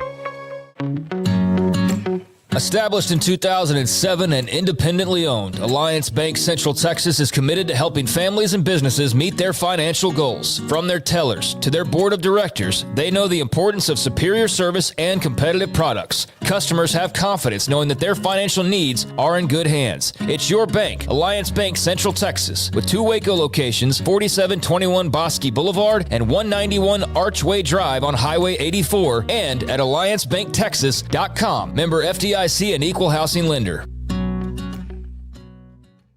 Hello, I'm Camille Johnson with Camille Johnson Realtors. We specialize in selling residential real estate agent all across our community, and we love serving all types of families. We have been in business at Camille Johnson Realtors for almost 9 years, and I have been a residential real estate agent for almost 40 years. And we love our partnership with 365. So thank you for partnering with me, and thank you so much to all of my clients who have made our company a success. Celebrate American value and American quality during the Red, White, and Blue sales event at Richard Car. You want a Richard Car GMC? Get your Sierra now and save $13,000 or more on every truck in stock with trade-in. Save $14,000 on a 2026 GMC Sierra SLE Crew Cab. Or save $13,500 on a 2026 GMC Sierra Pro, now under $29,000. Drive American quality and get American savings during the Red, White, and Blue sales event at Richard Car. Richard Car, they have the truck for you. Marco's only uses premium toppings, which means your pizza isn't just flavorful, it's mushroom-full, or sausage-full, or pepperoni-full. And you can get unlimited medium one-topping pizzas from the place named America's favorite pizza chain starting at $8.99 every day, only at Marco's. This 4 o'clock hour is brought to you by Stonewood Dental, your one-stop shop for your dental needs, specializing in teeth cleaning, fillings, crowns, sealants, root canals, IV sedation, extractions, implants, bridges, dentures, full mouth restorations, and bioaesthetic dentistry. Our priority is your comfort from the moment you walk through the front door. Stonewood Dental in Robinson, Texas. It's time for the Smoak Show on 365 Sports with Craig Smoak and David Smoak. I got to tell you, it's always interesting, and I do monitor the chat room, get involved sometimes, and sometimes I probably shouldn't. Sometimes I shouldn't monitor it, but you are viewers, and we want to hear from you, and so I want to try to keep up with it. But Stevie Heisman today has been giving every reason why the SEC is still the best conference in America, and some of them are legitimate, and some of them are just silly. And Spinnerbait is a Big Ten guy has been firing back and forth. You guys got a pretty good thing going, and we appreciate your opinions along the way. Yeah, let's get the cage match set up.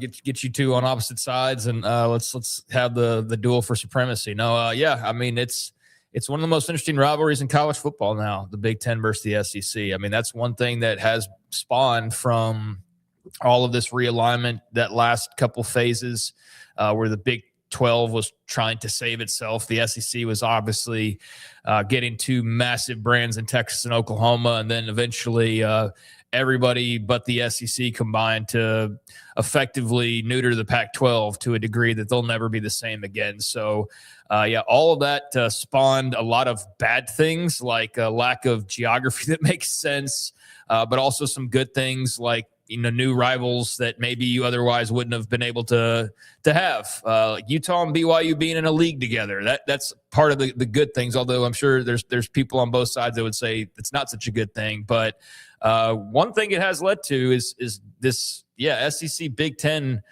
rivalry gaining more and more traction. And it's not Texas, Oklahoma. It's not the game.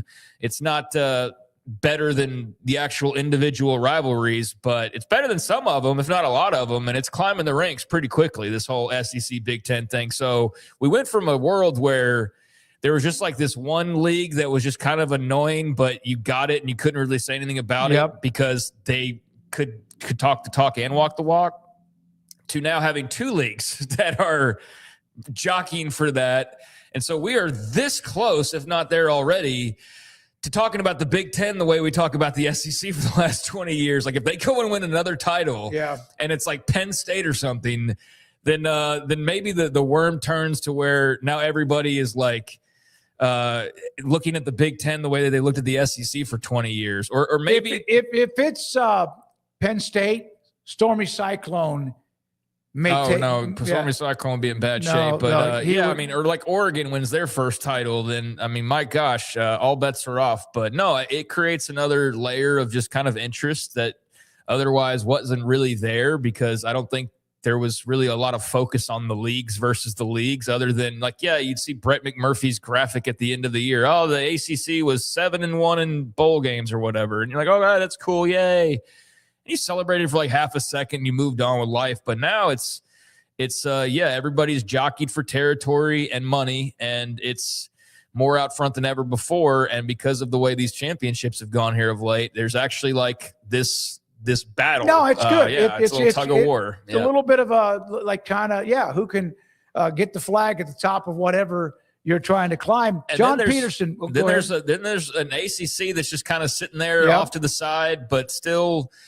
You got a Miami that could totally throw things on its head. And obviously Clemson did that a couple of times. Like they were the disruptor there for a while. The only team that could seemingly put an end to the SEC madness, it felt like, was Dabo and company.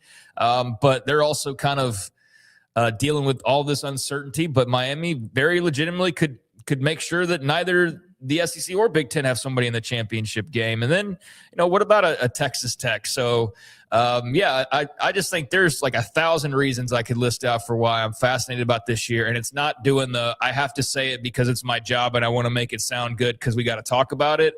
I have very clearly said things that probably aren't positive for the sport or makes people want to be more college football fans, because I just say what I feel, but I do. And maybe it's just recency bias, but I don't think so. I think there's more interesting things heading into this season, from like the quarterbacks returning to the coaching Trey changes. Wallace went through like one, then he's had 20. Like there's just so many interesting things. And one of them now is like, it's not just, well, is the SEC going to win the title again? It's like, oh, can the Big Ten win it again? And oh, damn, can you imagine if the SEC doesn't win it for a fourth year in a row? They're going to lose their effing minds. Oh, yeah. And who knows, if Miami or Tech wins it, then all bets are off, because that's not supposed to happen anymore. Nope. So, yeah, it's just got all the makings of being an all-timer of a year. It's going to have a lot to live up to. Andrew Baker has entered the chat, Craig. Okay. Andrew Baker has entered the chat. All right, Rhett Lashley, SMU football coach. What's up, Andrew? Rhett Lashley, when some of this, we discussed this strength of schedule, et cetera, that is a preseason analytics, metric, trend, whatever. But it's hard to do that when no one's played at each other. It's based on reputation. It's based on what you might or think will happen. Brett Lashley said this earlier today. At ACC Media Days, he had already mentioned, whenever some of you all figure out how we can have a preseason strength of schedule and power rankings before anybody has played a game, let me know. He then said this: it's so obvious, yet rarely ever questioned. Last year doesn't matter anymore at all. We have no idea who anyone is yet, so it's impossible to have strength of schedule or FPI yet. There's literally no data to go off of, nothing to measure, compare, or judge yet. However, we create this arbitrary baseline to begin the year. And there's a little fire from him on when you see that there are 8, 12, or how many teams ranked in the AP Top 20 poll preseason, and then a lot of them are gone by the end of the year, you still get credit for beating a team that was ranked 10th at the start of the year that finished like 7-6, et cetera. We've said that, all of us, Craig, you, me, and I, and everyone else. We've kind of discussed that a little bit, that some of that gets over my. You, me, and I is a new part of the English language. You, me, and I. But I like what Rhett Lashley's saying here. I agree with him, because it is something that at times can kind of set the narrative and the tone during the early part of the season. Yeah, and it almost feels like starting to get to a point of just like piling on, because this is obviously directed at the SEC as well. But in light of Laura Rutledge's comments, and in light of the ESPN FPI that came out that had the SEC with like the 19 of the top 20 schedules, and it wasn't quite that, but it wasn't far off from that. I want to say it was like 17 of the top 20 maybe were all, and it's like, yeah, based on what? Based on last year's results and future projections. And you're never going to put the table makers out of business, because people love stats and they love trying to predict and they love gambling. So that's why a lot of this comes in handy as well. So yeah, for those that love the numbers side of things, then yeah, you eat up all the polls. And then there's always well, what harm is there in it? Well, there's not really harm in it if it's just kind of taken at face value and you move on from it. You don't place a lot of value on it. But when it's already starting to set a narrative by a network that controls the purse strings of a conference and also has all of the skin in the game when it comes to the playoff, that's the problem. Is you're already setting a narrative that all these teams are better than all these other teams, because the stuff on paper that spit out the strength of schedule based on the other teams from last year and what you think these teams might be, but you're clearly not going to be 100% on. That's where, when you start to actually place actual value on that, that's the problem. If we just took a strength of schedule and everybody made fun of it and then it didn't come into play later on, that'd be one thing. But the fact that it's being used before games are played to already set this story up, that's the problem with it. That's why it's not just like having fun and speculating and do all that. It's like, no, you have networks trying to actually, no. Vanderbilt's got they already are setting the table for Vanderbilt to get the benefit of the doubt over BYU if it came down to that. And it's like based on, strength of schedule, before the season starts. So that's the problem I have with it. I don't try to take it too seriously. No matter how I may appear like I'm getting worked up about it, I just see it for what it is. And I think that, the early season stuff is for the birds. Let the games be played. Here's a way to also, with some evidence and trends, facts from a year ago. The SEC last year, they had a bunch of people ranked. UT, Georgia, Alabama, none of them finished where they were or higher than they were when they were ranked. OU did. They moved up from 18 to 13 at the end of the year. A&M did, 19 to 8. And then Ole Miss really surged from 21st in the preseason poll to 3rd. Vanderbilt wasn't ranked. They ended up ranked.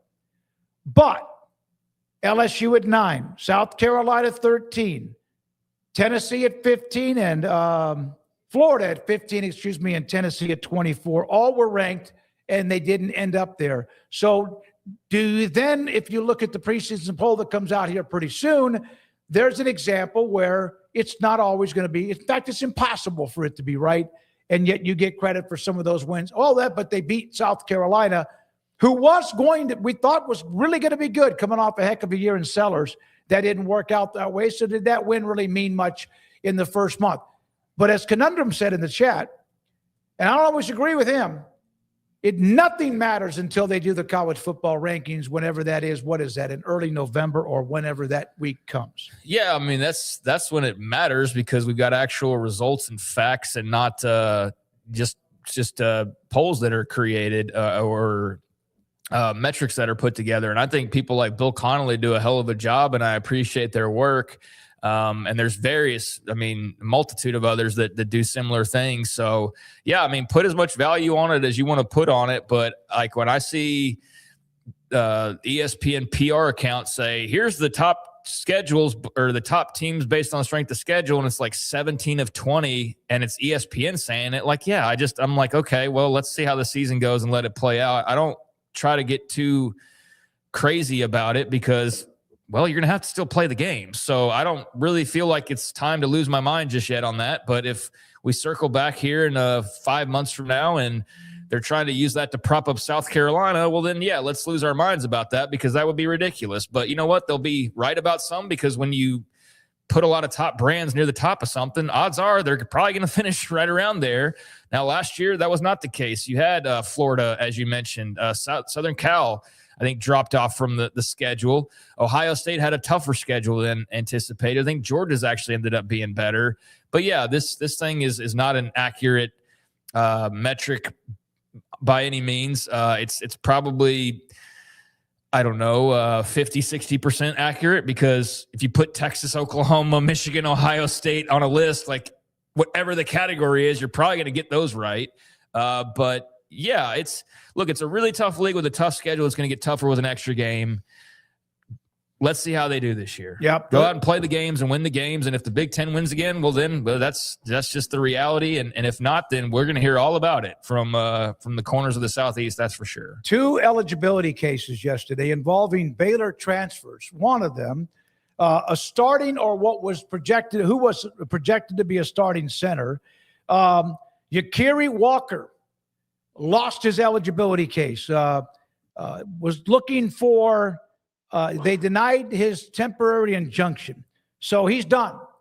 They did set an expedited trial for early October, but by then that means he can't do anything with team activities until then, and that's if he was to win that particular case. So a starting offensive lineman projected to be lost his eligibility case. And at the same time, Hosea Wheeler, who played at Indiana, was on the national championship team. He has a temporary injunction, and that should be, I think, heard, there you go, August the 11th, which is in a couple of weeks, on whether or not he can be a part of the Baylor football team. The judge who heard the Walker case is a Baylor grad. So you always hear about, well, just get the Baylor grad. And I traded text messages with 2 people who were in the courtroom for the Walker hearing, and both of them are Baylor fans, and both of them told me that the judge made the right decision. And so that's from guys who would like to have seen the decision go the other way. They just felt like it was cut and dried. I wasn't there. I know it's complicated, but Craig, they went 1-0-1 in a way, with Wheeler still having some opportunity. Yeah, I mean, I guess that's not great news. You'd like to have both those guys, obviously, if you're Dave Aranda, and certainly 2 guys who figure to be a big part of your game plan on the lines. So to lose a couple big bodies is not a good thing. And I know with Wheeler, a lot of excitement, given he was coming over from that Indiana national championship team. So I guess we'll just have to let the courts play it out. I believe on Walker, he was trying to say something along the lines of like mental health. I think he might have been trying to go that route. But he had already played 4 years and then had a redshirt year. So it was interesting he played 90-something seconds in a game for Colorado. And then he and Dion had kind of a disagreement. Well, that's unfortunate. Yeah, I mean, I don't know their specific cases exactly, other than on Walker. That's what I saw, was that he played his 4 years. He had redshirted, so he's trying to get that 6th year, and I think mental health might have been a part of the angle there. So, yeah, I mean, who knows with what these judges decide. I do think that there are some cases, and I said this back with Chandler Morris, like, yeah, I thought that was a bunch of phooey, his argument for an extra year. So it sounds like this might be something similar. And if that's the case, then yeah, I agree that the judge made the right decision, that no, you don't need to get a 5th year because of because now Mitchell, I was really worried actually with this new 5 for 5. I had to look into the rules, but you have all these lawsuits going on now where guys are trying to say that JUCO years don't count. So fortunately, because I did look into it, because I was like, well, wait a second. If they say JUCO years don't count, and then you're giving guys 5 years at the college level, does that mean we just fall back into 7-year guys where they're playing 7 years of college football? But the good news is that clock does start. You got 5 years no matter what. So if it's JUCO, it counts. Doesn't matter. If it's NAIA, yeah, it counts. It doesn't matter. No more lawsuits of like, oh, well, JUCO doesn't count, which we've seen quite a bit of here over the last couple of years. And I forget whose case was, like yesterday, I saw an update on somebody that was fighting over that. So I'm glad that there is that clear-cut explanation that we won't have, well, what if you do this? And what if, no, it's 5 years, starts upon enrollment or your age, and there you go. And the only exceptions are the pregnancy, serving, or, whatever, what a couple of other exceptions were. But beyond that, yeah, that'll be nice and tidy compared to what we've been living with. And I look forward to that. Yeah, the Walker case is interesting. He left Colorado, had a meeting with Dion, and they had a pretty, apparently a harsh conversation. He was cross-examined and asked whether or not, had he gotten the starting job at Colorado, which I think he thought he was promised, had he gotten the starting job, would he have then left Colorado? And he answered yes, which then came down to whether a judge wanted to believe him or not. Yeah, and he was a guy set to start in the middle of your line, so that's why it's a big deal for them. But I do believe this is also his 4th school, if I'm remembering correctly. So, yeah, he tends to leave quite a bit, unless I'm mistaking him for somebody else. Yeah, he was in Colorado just for a cup of coffee, UConn, yep, and then also Memphis. Yeah, so he's on his 4th school. Yeah, so yeah, I guess he would have still left because he's used to leaving. But it's unfortunate for Aranda. I guess they'll have another opportunity to maybe get that changed or whatever. But I guess you knew the risk when you were taking him on, that there could be some eligibility questions, and you win some, you lose some. And unfortunately, for right now, at least, looks like they've taken at least one L. One of the things about him, again, just one more. He also, if in fact he was to win that case in October, could get part of a $200,000 revenue sharing fund contract that he's not going to get now, unless he gets to play a little bit. He'll get a piece of that, and also a chance to show himself, or maybe if he plays at the next level. Wheeler, I remember him when Indiana made their great run. I remember him a couple of years ago. His August the 11th injunction hearing. See what happens there. Maybe he can join the team. Maybe he cannot. Yeah, and you certainly understand guys who stand and make a couple $100,000 of why they would want to keep fighting and try to do everything they can to get another year of eligibility, because, yeah, that's a massive loss of income. And you see that argument being made a lot, like with Sorsby, that was part of it. Like, well, if you cost him this money, that's just, that kind of a deal. We've seen that argued for several of these cases of guys trying to stick around. So I know there's a lot of excitement about Wheeler.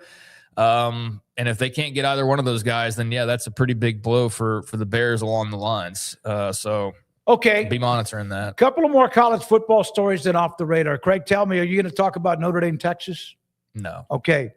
Pete Sampson, who covers Notre Dame, had this nugget. Notre Dame athletic director Pete Bavacqua, including discussion of the Texas series. There were, remember, discussions last year because Texas was like, wait a minute, we need to relook at our non-conference schedule. I don't care if they miss out on the playoffs again for whatever reason.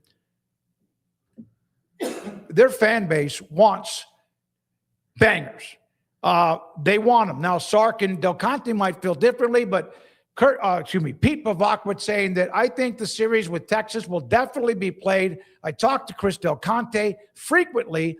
Both universities want that game to be played and are going to play that game. So that's good news, because there were, some of these games are being canceled, pushed back, or whatever. I want to see that game too. I mean, I'll believe it when I see it. I think it sounds good what he said there. I think it'll be a totally different thing to actually see them follow through with it. So if and when they do, then yeah, that'll be great to see a big matchup like that. But right now, I think saying it is one thing, it actually happening is totally different, and there's a lot of moving parts. So yeah, I'd put it at 50-50 at best that it gets played. And then finally this, if Rez, you have it, the Mike Lombardi update, the general manager with North Carolina football.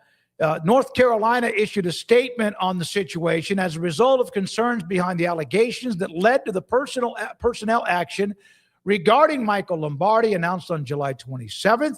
University of North Carolina, through its Office of University Counsel, is in the process of investigating the matter. Because this involves confidential personnel issues, the university will not comment on the nature of the allegations or discuss personnel information. So that doesn't look like he's going to be around at the end of all this. Shouldn't have been around to begin with. Definitely has outkicked his coverage and his work life on more than one occasion, certainly here. Great news for North Carolina fans that they'll be rid of all of this soon, because I don't think Belichick's going to last too much longer, barring some complete surprise turnaround year, which there's really no reason to believe that'll be the case this season. But a lot of people called the Lombardi hire a joke to begin with, and that all the I guess arrogance kind of rolling in when they first arrived, talking about how they were going to do this, that, and the other. And college football has never seen an NFL run-like organization. They just outed themselves as being completely stupid when it came to big business college football, not realizing no, they're probably better staffed than some NFL teams in some ways. Like this is big time football. So yeah, I just think Bill Belichick's had a midlife crisis and completely lost his mind and has tarnished at least a portion of his reputation. Mike Lombardi is just reinforcing what I think a lot of people thought of him to begin with, and this is turning out to be exactly what a lot of people on the North Carolina side feared it would be and what a lot of people not on the North Carolina side told them it would be. And sure, there's still a chance that somehow they salvage this without Lombardi and they have a good year or something, I suppose. But I'm not holding my breath on that, and I think North Carolina is going to be looking for a new head coach sooner rather than later. This has been a total embarrassment. There we go. Coming up, Craig Smoak and Off the Radar, followed by Auburn football coach Alex Golesh. This is 365 Sports. I think I've lost part of my voice, and that's okay, but I do know that I can still discuss a business and treatment that has changed me so much physically and even mentally in the last 8 or 9 months. Back in September, it had been 4.5 years since I started doing any kind of even thinking about jogging. It was like during a Super Bowl week one time when I went to jog that morning, and by the end of the day, I was like, I haven't been able to. I've had a terrible, annoying, nagging, and sometimes it's a pain in the in my hip. And then all of a sudden, I've had injections and kicking the can down the road. And then all of a sudden, I kept hearing a good friend of mine, RJ, discuss QC Kinetics up in both Dallas and Houston, multiple locations in each city. QC Kinetics had a free consultation, so that's something to think about too. If you're tired of some sort of joint pain or whatever hurts you and it continues to hurt you, no matter what you've had treatment-wise, it's worked. That was in September. I have had treatments, injections of what they do is take blood out of my left arm, draw blood and spin it and put it back to where it hurts. And for you, it might be your elbows or your wrist or your knees. And for me, it was my lower back and my hip. And it worked. The treatment, as each one went, got better. Then there was one treatment when they went to the back of my hip bone and took out stem cells, bone marrow from my hip bone. Did not hurt. There was pressure, but it didn't hurt. And by the way, it worked. And since that time, I ran 3 miles today. I've run since I got back from Utah 2, 1, and 3 miles.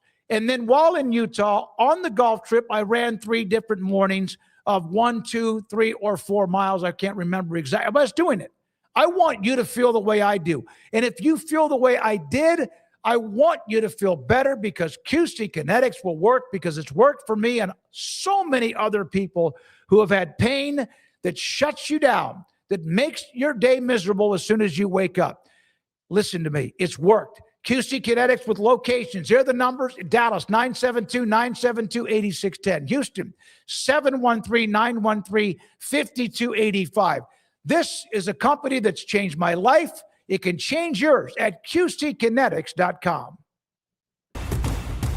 Petty Clinic Men's Healthcare in Woodway is now proud to offer you men an exceptional weight management body sculpting product called semaglutide, also known as Ozempic or Wegovy. Semaglutide is an FDA-approved weight management medication. Once-a-week injections of this powerful medication offers an average body fat weight loss of 20% within the first year of treatment. In addition to body sculpting, semaglutide also normalizes blood sugars and has the clinical research proof of reducing blood pressure, cholesterol, stroke, and heart attack risk. If you're like most men and you have stubborn fat that will just not respond to typical diets and exercise, then help us finally hear semaglutide. Affordable, highly effective. Google search Petty Clinic Waco and reach out to the Petty Clinic team today for a free consultation with Dr. Petty to see if semaglutide is right for you. Go to pettycliniclowt.com.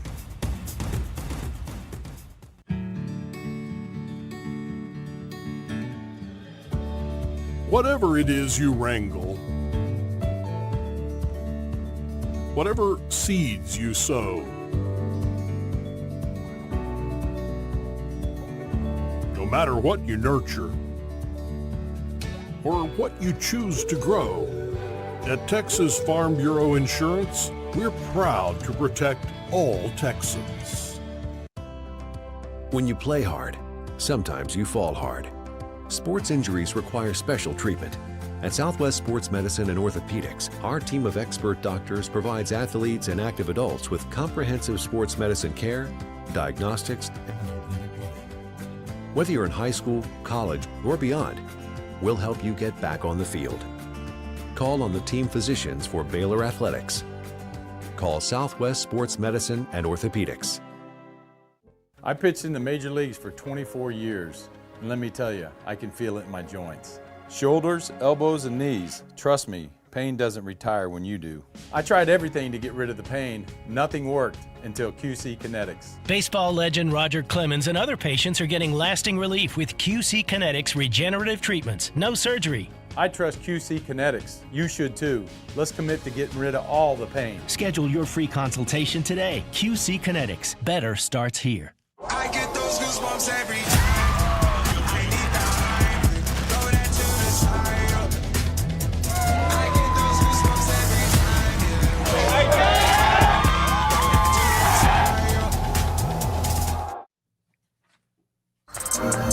It's time for Craig Smoak's Off the Radar.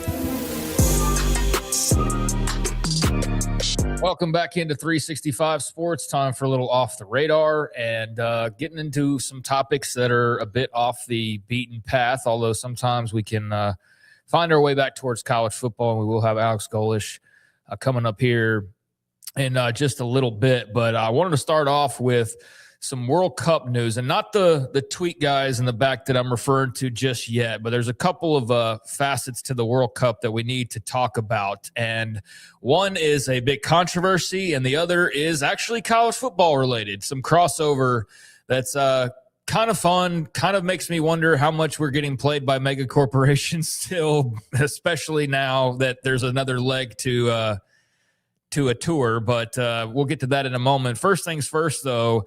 Have you been paying attention at all to Gianni Infantino, who is the head of FIFA? And his attempts now, along with some people who know the president, to basically take the World Cup and I guess what's the best way to put it? He's basically trying to take the World Cup and turn it into an even bigger competition.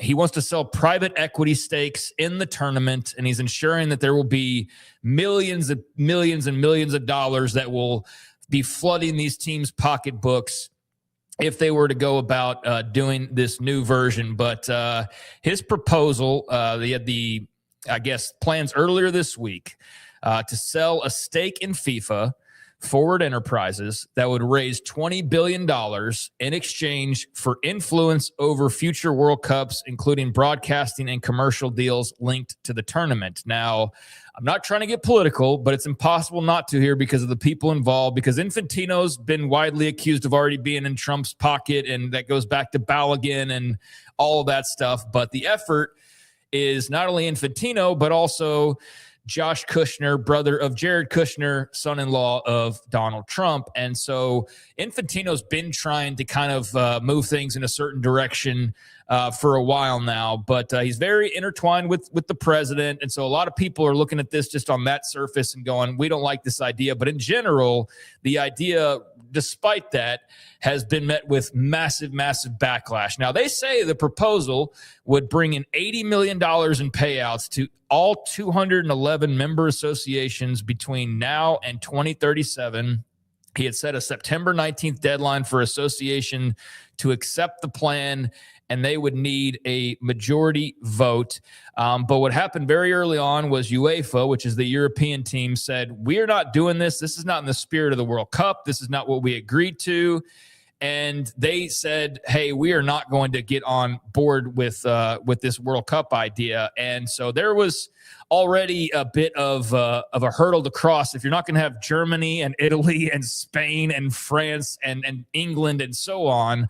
But now UEFA has apparently been joined by CONCACAF as well. All 41 member nations of the Confederation of North, Central American, and Caribbean Association Football has now said that they have also rejected the proposal. So you have all the European clubs, you have CONCACAF, which is North Central America, and also the Caribbean, and they are saying, and that includes the United States, that they are not on board with this. So basically, we're seeing Infantino try to take the momentum of the World Cup and squeeze as much out of it as he possibly can, to the tune of making billions and billions more, but also in doing so, create like more tournaments and alter the structure of it to some degree, which spits in the face of, I guess, just the way it is that works really well and worked really, really well this past summer. It's just another trying to further corporatize something.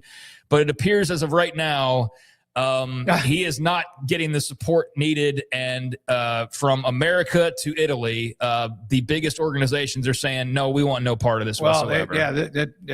They can't have the World Cup without a lot of those particular countries and teams and players, et cetera. So, yeah, I don't know enough about it. We've learned a little bit about private equity and all that other stuff along the way because of college sports and athletics. But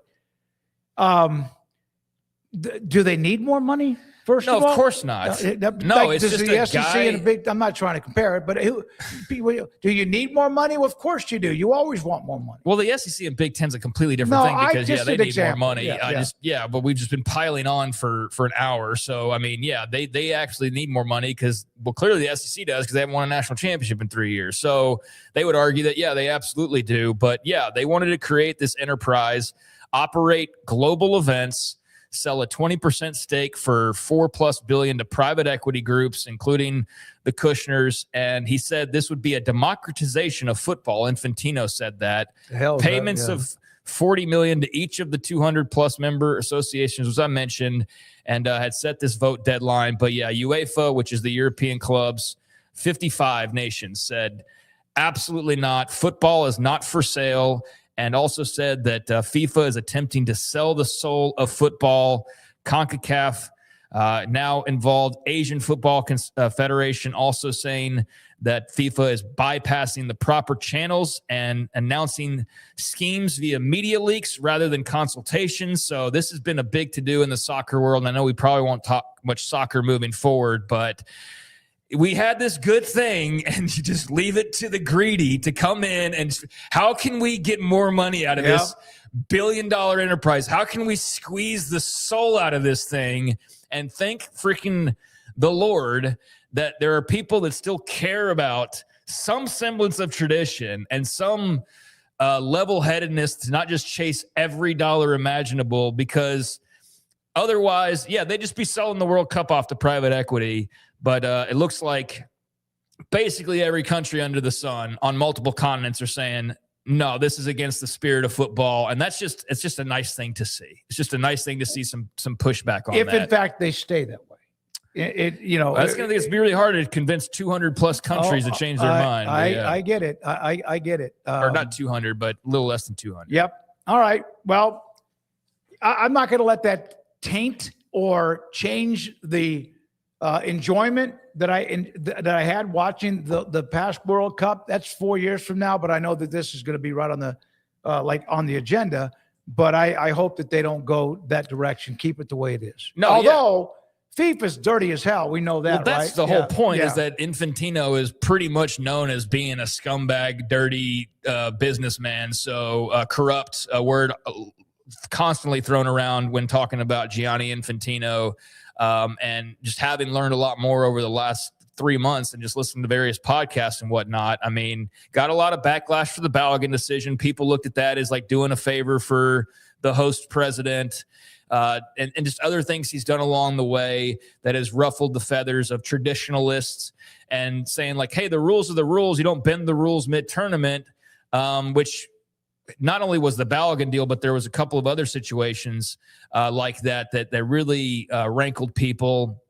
This is going and taking the whole thing after having this massive success and being like, how can we hoard out more to make more money? And thankfully, pretty much the entire world has come together, including the US of A, and said, no, we're not going to do this. So I don't know what that means for his plans, if they just fizzle out entirely and go the way of the dinosaur, or if they try to pivot and find out another way to do this. But for now, at least, the world is saying, no, we want the World Cup to be the World Cup as we know it and not try to spin it off into World Cup Asia and World Cup Europe and do all sorts of different things just to scrounge more money up. So good. Interesting story there. Meanwhile, speaking of the World Cup, Freddie, who a lot of people knew from his time touring America, although not for the first time, as we learned, which became a big controversy in its own right. But Freddie, who some people believe is like a corporate plant because of all of the advertising and all of the favors he's been given to promote brands and promote cities and do all that. And then others look at it, especially early on, as like,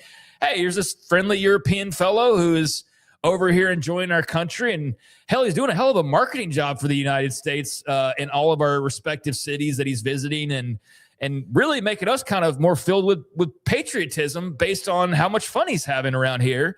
Well, he is taking his talents to college football as Freddie from the World Cup has announced that he will be back with his buddies in the US of A.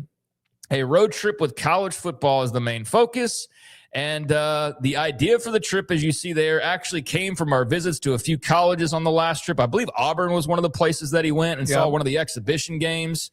And there's just a map of all of the colleges. But he was also explaining that, that's what this was birthed from. And they're going to be around each Saturday touring college campuses. So already have Oktoberfest in Helen, Georgia on the list, the Texas State Fair and the Breeders' Cup in Kentucky as far as other events here over the next few months. I'm really starting to wonder now if this is like a corporate plant because I want to believe this is all well and good, but it's like I got a feeling now. I don't know Freddie. I know him, but we don't. I love what he did. He was one of the best parts of the World Cup.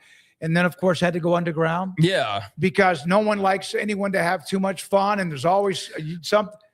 And you never know if somebody is like who you think they are on social media. Right.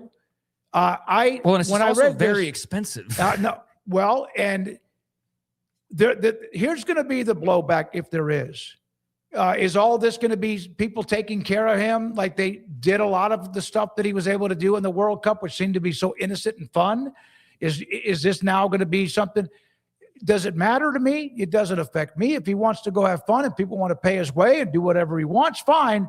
But I think there could be a concern about being overexposed, and it's not the same. Yeah, no, I mean, at first when he was just starting to gain popularity, it was like, oh, this is really cool. And there were other versions of him of like, the Japanese tourist eating barbecue or whatever. And it was great. And it was a great time for all the host countries and host sites to welcome all these visitors, and was so much better than kind of the fear mongering early on about what it was going to be like. And so, it was very cool to see people like him and their experiences.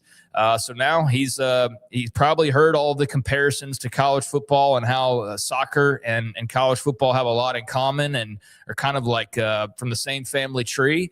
And he did get to see some of the stadiums. So I'm sure that, this idea spawned at some point, and now he's following through. So remains to be seen on where he's going. But right now, a lot of the interactions are, you need to go here, you need to go here. And every school and conference and person of power to any degree in college football has already jumped into his Twitter mentions. You could easily see them going, hey, you need to come to Lawrence. You need to come to Austin. You need to come to Athens. So he will have, I think, like a buffet to choose from this fall. And the fun will probably be deciding where to go on what given weekends. But, he's going to be touring the U.S., doing the college football thing. So Freddie, his journey through America and American sports continues on. I'm worried about this being overkill.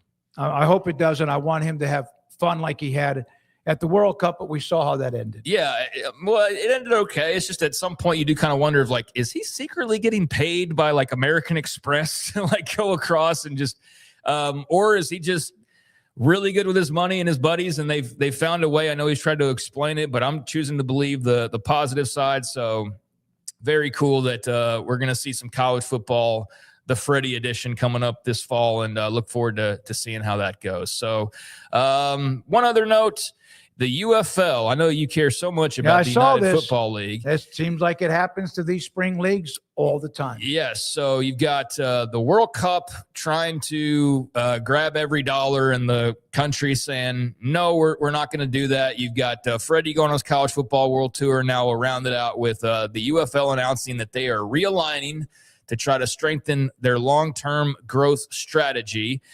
They are doing away with their Birmingham and Houston franchises, and 2 new replacement markets will be added in 2027 or for 2027, with the goal to expand to 10 teams by 2028. And they've already announced the addition of Oklahoma City as one of the teams. They say they've been evaluating markets across the country. They've targeted a 12-team league by 2030, so they're really trying to scope this thing up in the next 5 years or so and add more and more teams. But they said departing a market's never easy. It's not a reflection of the dedication or the people in Birmingham or Houston, but they need to build the league to be sustainable. So he said with Birmingham, and this is co-owner Mike Reepole, the decision was 100% due to the wrong-sized venue, but he appreciated the passion of the fans. And then with Houston, they helped reestablish modern spring football, but they did not give the market the consistency it deserved. And they had a lot of venue changes and name changes and tried to do different things, and it didn't work. So, the UFL doing away with Birmingham and Houston, which I know for the Birmingham, like who's our buddy at WJOX? Pat Smith. Yeah, Pat Smith talked a lot about the Birmingham franchise and some of the struggles that they were having. And I thought they might have seen kind of the writing on the wall here. So Birmingham, Houston going to the wayside. Oklahoma City's in the mix, and there will be more teams. But there's a little UFL update. The Birmingham Stallions, when the USL kicked off, they were really, really good. And then this Birmingham team's won some championships, and yet doesn't matter. It doesn't matter. All right, Craig, thank you very much. And off the radar every Tuesday and Thursday in the 4 o'clock hour. So earlier today, I had the chance to visit with Auburn football coach Alex Golesh. Craig, you and me, interviewed him when he was at USF. Really like him. Taking over a program that has one of the most impatient fan bases, donors, and alums at the top. I got to say, they have a reason to be impatient at this point. No, I'm talking about it. No, yeah. Yes, they do, but they're like that anyway. They're born that way. Eric, our buddy Eric, he's an Auburn guy, and he says it's unbelievable. It's at the same level of you better win now as Ohio State or Texas or even Alabama. Alex Golesh takes over. What a story he is. He grew up in Russia. His parents eventually left at the age of 7 to get away from a lot of things that were going on then and usually are going on in Russia. I had a chance to visit with him about his journey and also the Auburn Tigers. Alex Golish, head football coach at Auburn University, joins me. David Craig, 365 Sports. We had you where you were before at USF. Enjoyed that interview a great deal. How much you had the spring workouts, 15 practices, and fall workouts upon us. Is 15 enough for a new coach when you come into a new system with so much change in the roster as well?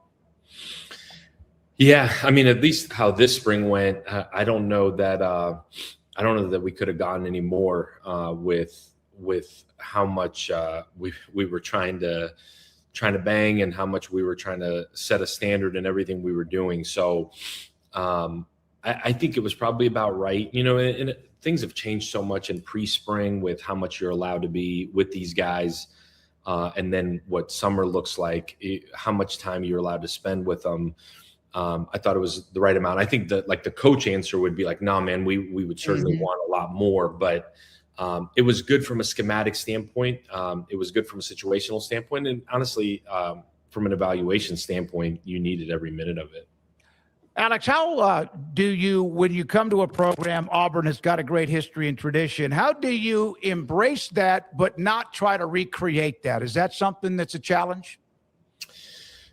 I think a job like Auburn where there is so much tradition, I think you got to figure out really quickly which parts are really, really important. There were so many greats before me. I think if you come in and you don't embrace it, you're not very smart for doing so.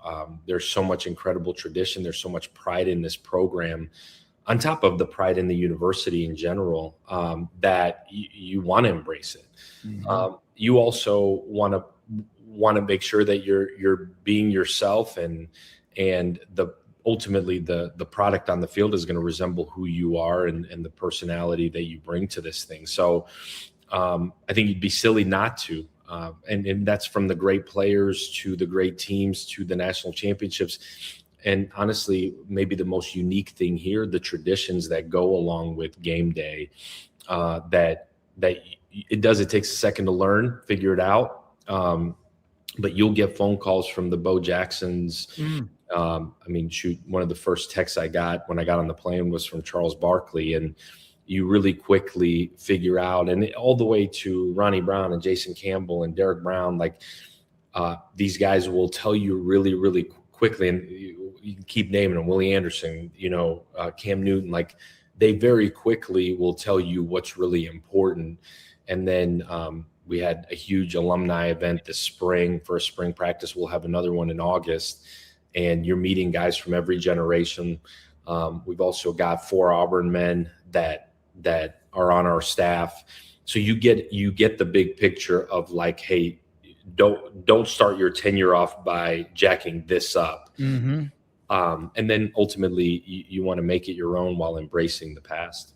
Your history of where you've been and how you got into football back when you moved to the United States, and then we're in Ohio. Your grandparents, fathers were both military. Your dad, I think, was military. I'm a military brat too. So even though that has nothing to do with basically your story, at the same time, you moved around. And all of a sudden, it was one year you moved so late you couldn't even, like it was in September.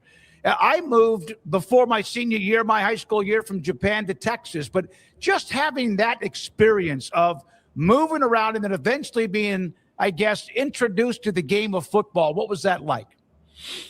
Yeah, I think the moving around certainly helps with the adjustment of all of it. Meaning, you got to be able to adjust to situations, to people, and as you'd experienced, certainly a different country where culturally couldn't be any more different. I think I got one up on you just because I had to learn a different language. But I think it certainly teaches you to adjust.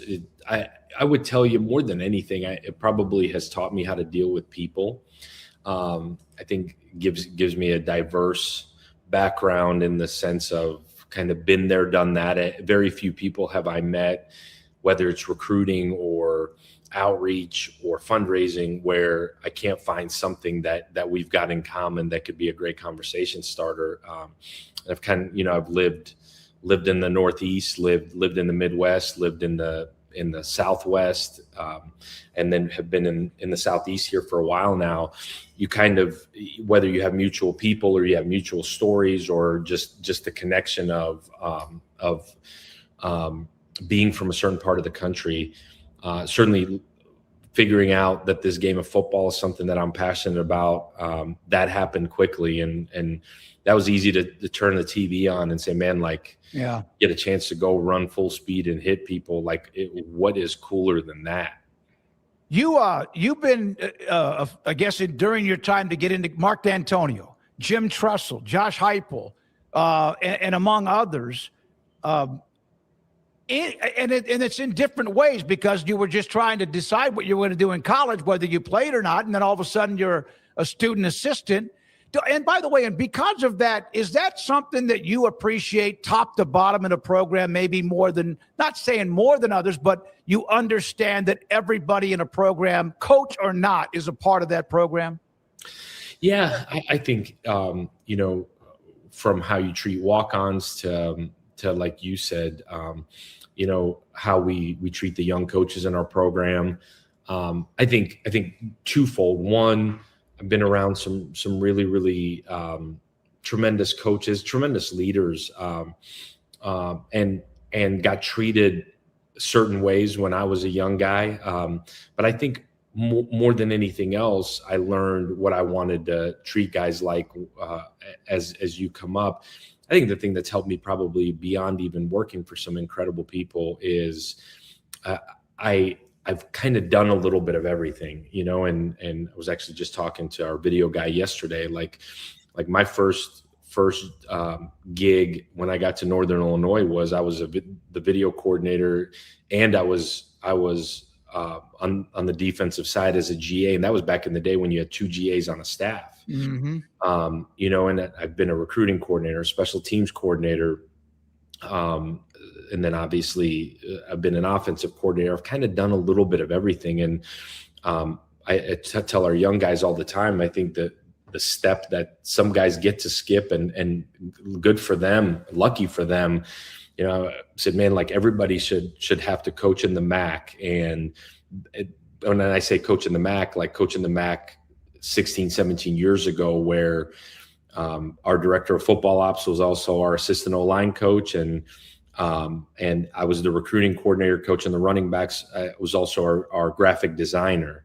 It forces you to kind of, one, learn everything, but two, learn that there's no job too small. And we were talking about this last night. I had our offensive side of the ball was over at my house, and my son is the one that brought it up. He's like, we got all this help to clean up. There was a handful of players that stayed to clean up, which is actually pretty cool. But we have 3 people from operations that were there. One, to make sure the food was there, the tables were there, the games were right. And then they're all there sitting, helping us clean up, where, at the last place, Bear's like, man, I was the one picking up the trash. Mm-hmm. I'm like, hey, your butt's still picking up the trash, bro. So keep picking it up. I'm picking it up, but we just got a lot more help to help pick it up. And instead of me loading it in the truck and driving it back to the facility, we've got 3 operations people that are helping load it in their trucks. So I think it certainly teaches you that no job is too small. And I think, it certainly makes you grateful for when you got a staff where a lot of people can help. You mentioned your sons, Corbin and Barrett, and I think you have a pond behind your house where you can go fishing and spend some quality time. My son, Craig, he's not a part of this interview right now, but he does co-host the show with me live in the afternoon. It's just the relationship and being able to spend time, and with what you have is the grind of a football coach. How critical is that downtime if you get it? Yeah. I would tell you, I've probably, as I've taken on bigger roles, I've probably had less and less time, and I've made the time that you do have count. As my kiddos have gotten older, like you said, this pond out back is awesome. And that dude wakes up in the morning and is out there on the dock trying to pull some bass up. that part's been really, really cool. I would tell you, we've had players over there almost every night, like literally Wow. in chunks, because these guys, this is a group that likes to fish or have learned how to fish. And I would tell you, there's probably nothing cooler than having my son hang out with them out there, because he's grown up in the locker room, but to have guys over at the house fishing and he's just out there, he's one of them. That part is really, really cool. I think it puts it in perspective a little bit when you're recruiting too. We always talk about it, but it's so real. Like, who do I want my kids around? And if I don't want them around my kids, man, do I really want them around our program? At the same time, if I want them around my kids, then I want them around our program. But the pond's really cool. We have not had just a ton of time to just sit back, kick our feet up and fish. But we found some nights and some weekends here where we'll go out there. He got a John boat for his birthday, a little trolling motor. So he's zipping around and taking pictures of, as he would tell you, ripping lips. I heard an interview you did. Cole Kublik shared an interview that you did with him. And part of it, and I listened to the whole thing, but you mentioned how you bumped in and got to know Jeff Levy when you were recruiting, and also with what he's done offensively under the Brile system at Baylor. And you recruited in East Texas. I spent 30 years doing broadcasting in East Texas, some great talent over there, some diamonds in the rough. But you also mentioned the role, the impact of the Briles offense, and I've covered Baylor. Now I cover the whole country, but I covered Baylor during that time. And one of the things you mentioned, it was not just the spacing or the speed or what, that they could beat you up with power too, that they could lean on you when you were at Iowa State with Matt Campbell and all of that. Isn't it now interesting how almost everybody, not so much that, but has kind of adopted that type of system? Yeah, I think what was fascinating about when we got in the Big 12 in 2016, that was, we were all trying to figure out how the heck did Baylor get to where they got. And I had a unique perspective because I was at Oklahoma State in 2008 on the defensive side of the ball, right at the beginning of it. And then to see when you get there in 2016, and they were one of the best, if not the best team in the league. And you're sitting here like, well, how does somebody do that at Baylor? And how did somebody do that at Baylor relatively quickly? And I think we were all super intrigued, whether it was the offense or just what was going on in there. Like anytime somebody has success that hadn't had the recent success, it kind of gets the attention of everybody. And that was fascinating to me because we were in Ames, Iowa, similar. You were kind of out a little bit from a major metropolitan area, and you're where you are perceived perceptionally in a conference at one point was probably the same. And here was Baylor that did it at a high level and got to a consistent high level. And certainly the offense, obviously defensively, they were really good, but it was also so different, right? Like it was just so different than anything I had ever been exposed to.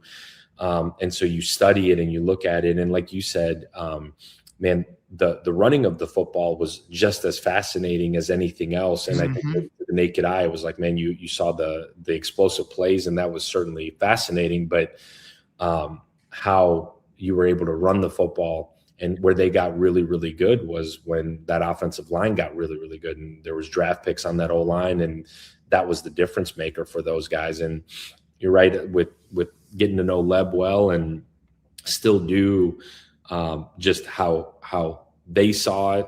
And then you kind of have now seen the evolution in our league here where just about half the league is in some version of using tempo, in some version of using spacing.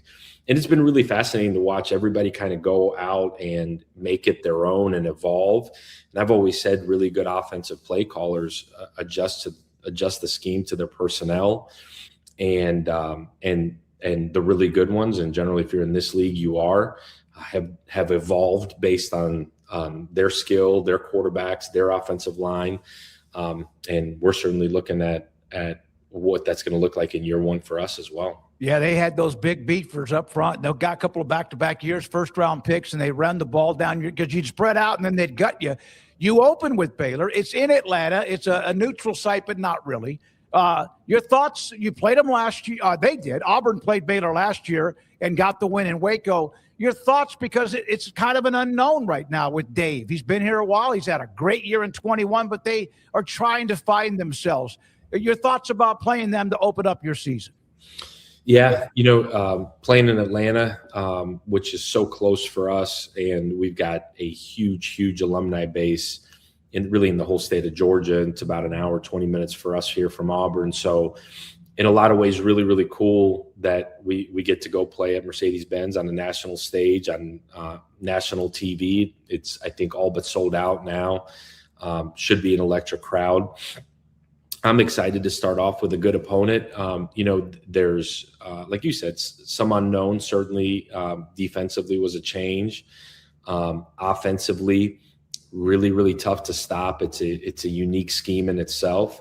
And I told Coach Aranda we had a luncheon and a press conference deal a week ago in Atlanta for the game, and I told him just how much I respect him going back to the Wisconsin and the LSU days. It's certainly going to be a challenge as we've started getting ready, because defensively, again, there was a change and there was quite a bit of turnover on the roster. Obviously going to be a challenge for them as well, with some roster turnover, a change, obviously wholesale here. But so excited. Anytime you get to play on a national stage, especially that early in the season, it's huge for us. This is a big opportunity for us in a lot of ways to go do it in Atlanta. How critical, besides the obvious, Byron Brown was at USF when you arrived, and you got a chance to spend time with him, and then it's part of the college football. Coaches leave, players leave, the transfer portal. Excuse me. But to have him kind of as the guy, the alpha for you. I heard it at the SEC Media Days. You guys were able to take players around to some of the best restaurants in Tampa because of the connection. My oldest brother, who's no longer with us, but he went to USF many years ago, and just to have Byron as a part of this team. Yeah, it's huge. It certainly gives you a comfort level that you wouldn't have if you were breaking in a brand new quarterback. What we have done offensively, he's obviously been a giant part of, and so as we've grown offensively, he's been a huge part, as it's been built really around him, to have this continuity for another year, obviously in a new place with a lot of new teammates, but to know that part of it is as stable as you can imagine. It's priceless. It's priceless as a head coach. It's priceless knowing that you've got a voice in the locker room that's honestly been with me since I've become a head coach. And so from a leadership standpoint, huge. From a schematic standpoint, huge. And honestly, like just the human being that he is, and the standard of which he lives his life, and the standard at which he works and how he goes about his daily business. I've always thought if the quarterback is who you can point to and say, be like him, you got a shot to do some special things, and he's certainly that. I mentioned Baylor, but also now DJ Lagway's their quarterback. You saw him in a win against them last year. He's tremendous talent. I don't know if he was ever that healthy at Florida, and a lot of expectations. Your thoughts about what you saw from him in that time preparing for the game and the night of the game? Yeah. He did some special things his freshman year, and obviously highly touted. I wasn't in a position where he was overly interested in us at the previous place, but you watch all the top quarterbacks in the country, and he's certainly that. Obviously you weren't there, so you have no idea really how it went down, but all of the talk of him being banged up, I saw a young guy that as banged up as he was, fought his tail off. And like I said, you saw really good glimpses as a freshman. It's really hard to play quarterback at any level as a freshman, let alone in the SEC. And you saw so much so much promise and so much upside. And he did some special things as a freshman.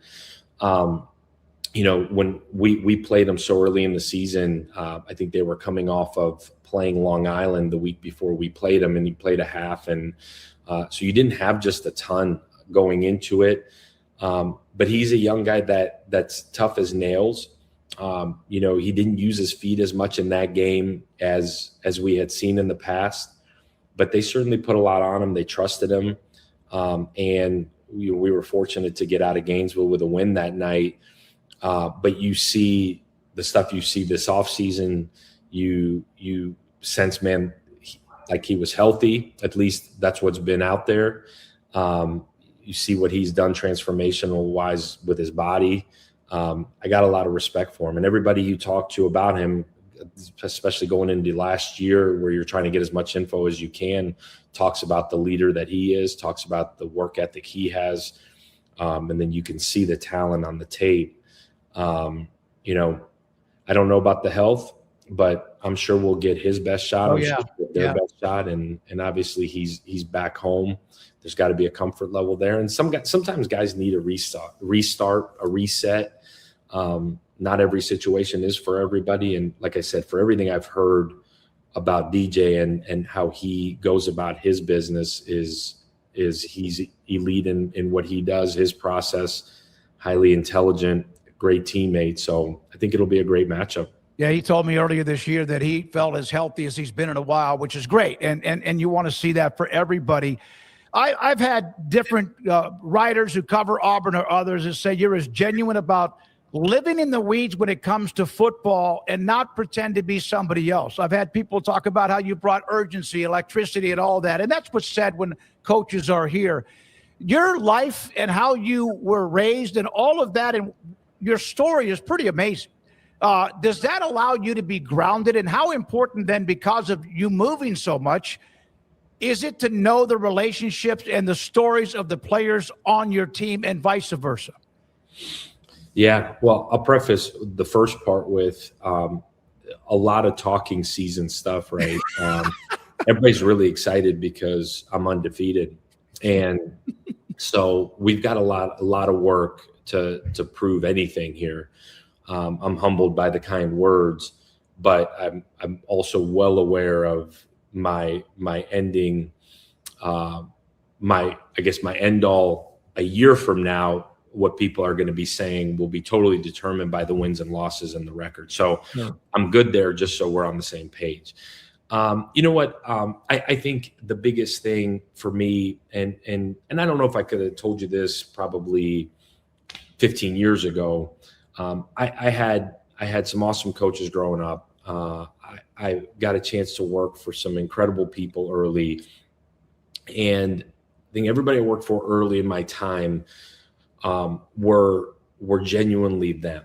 And I think if I learned anything as I've been through this journey and growing up, yes, but also just professionally in this journey, young people are really intelligent. Like, kids are smart, and this recruiting where it's forced young guys to grow up a lot quicker than they used to. And I think I figured out really, really quickly, because of the people I work for and simply as I've grown through it, that if you're not yourself, you're not genuine, young guys will spot it from a mile away. And I think I have tried to be what my coaches were for me, which was just a great example of what men are supposed to be, fathers, husbands. I got into this as a high school coach initially because I wanted other young guys to have the same experience that I had growing up. And I still think 20 whatever years later, and even in this role, I still think that's what we're here for. I get evaluated on wins and losses, but I think my ultimate legacy is going to be how I made young guys feel, how I helped young guys grow up, how I was there for them at certain times and points in their lives where they needed somebody there for them. And I think the older I've gotten, maybe this whole fatherhood thing has changed me a little bit, but I've probably worried more about how I want to be looked at, how I want my legacy to be. And yeah, I want national championships behind my name as much as anybody. But I think ultimately, and I'll give my wife a lot of credit on this too, like she keeps me grounded about as much as anybody, to where like don't forget your purpose, don't forget why you do this. And it has nothing to do with what would perceptionally be what it is. Like I have a passion. Like I told you, we had the offense over at the house last night. We had the defense last week. Like those, at least up until this point, those moments of just hanging out in the pool, watching these dudes fish, hanging with them, hooping with them, on the court. Like those are the coolest moments for me. I love game day. I love game planning. I love going and beating the piss out of somebody. I do, like as much as anybody. But outside of that, like the day-to-day of being around these young guys and watching them develop into men, going to their weddings, getting the phone calls about, hey, my wife is pregnant, man, we're gonna have a baby. Like those are the coolest moments to me. And like I said, I don't know if 15 years ago I would have ever thought that way. But certainly at this point in my career, that's the stuff that I go back to every night. I sit down and I'm like, man, like that was pretty cool. That's truly what we got into this for. That's why we do it.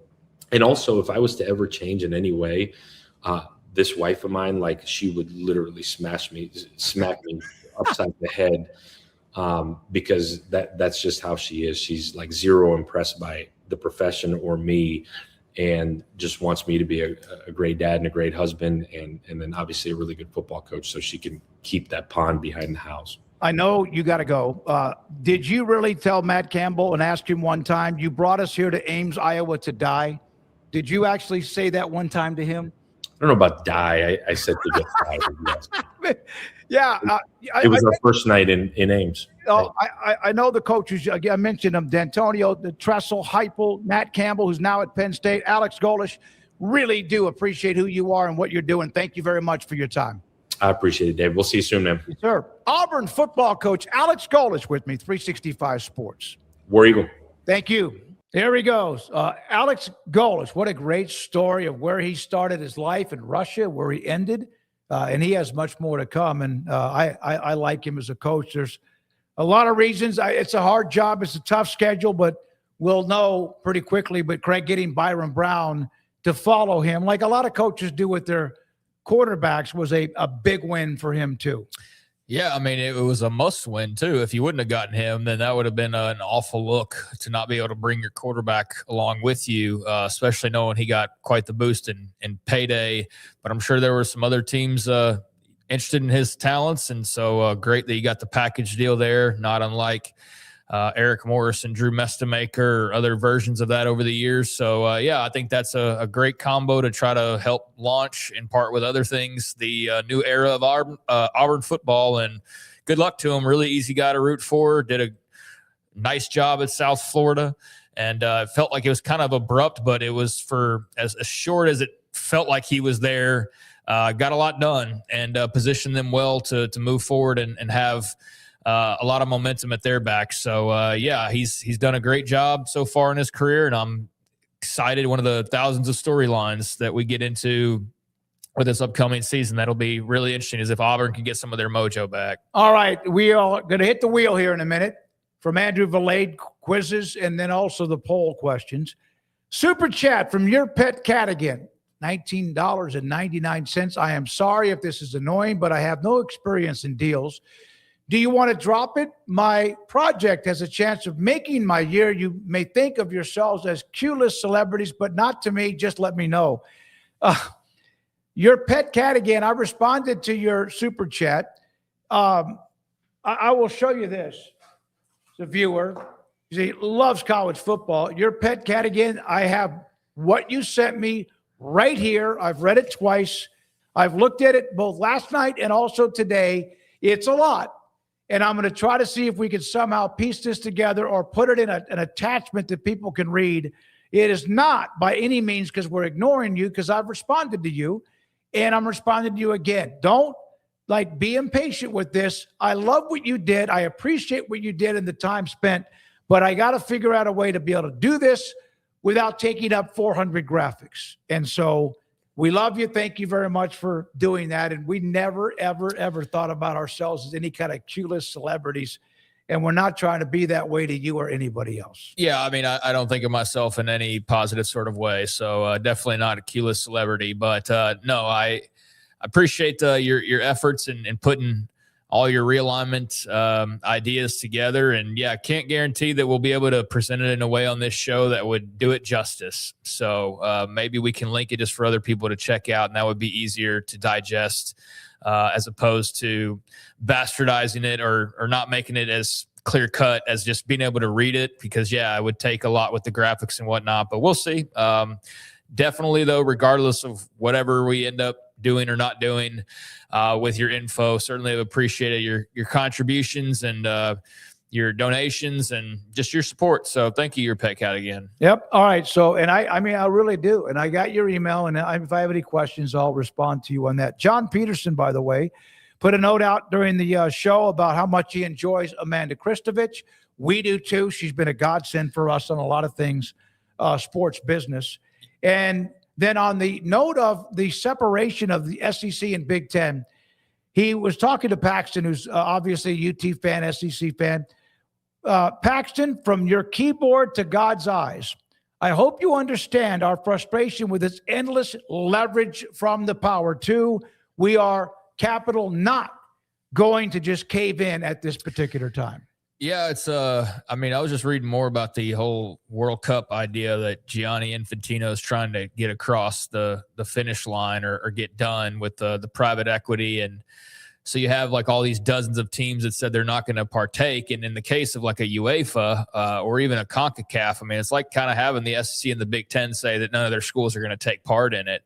Now, he's not backing down because he's just so politically greased up and financially well-backed that it appears that they're still trying to push this through, even though every team has seemingly come out and said, we're not interested. But they had the African countries on their side because they helped float them, right? And so it's just this big ordeal where there's a little bit of a civil war brewing, and I get that feeling in college football as well. It's not the exact same thing. You don't have Greg Sankey coming out flat out saying we're going to get private equity for all of college football and we're going to do the World Cup of college football and all that. But there are a lot of parallels between the sports, and I think one that's a loose parallel is everybody's chasing the money.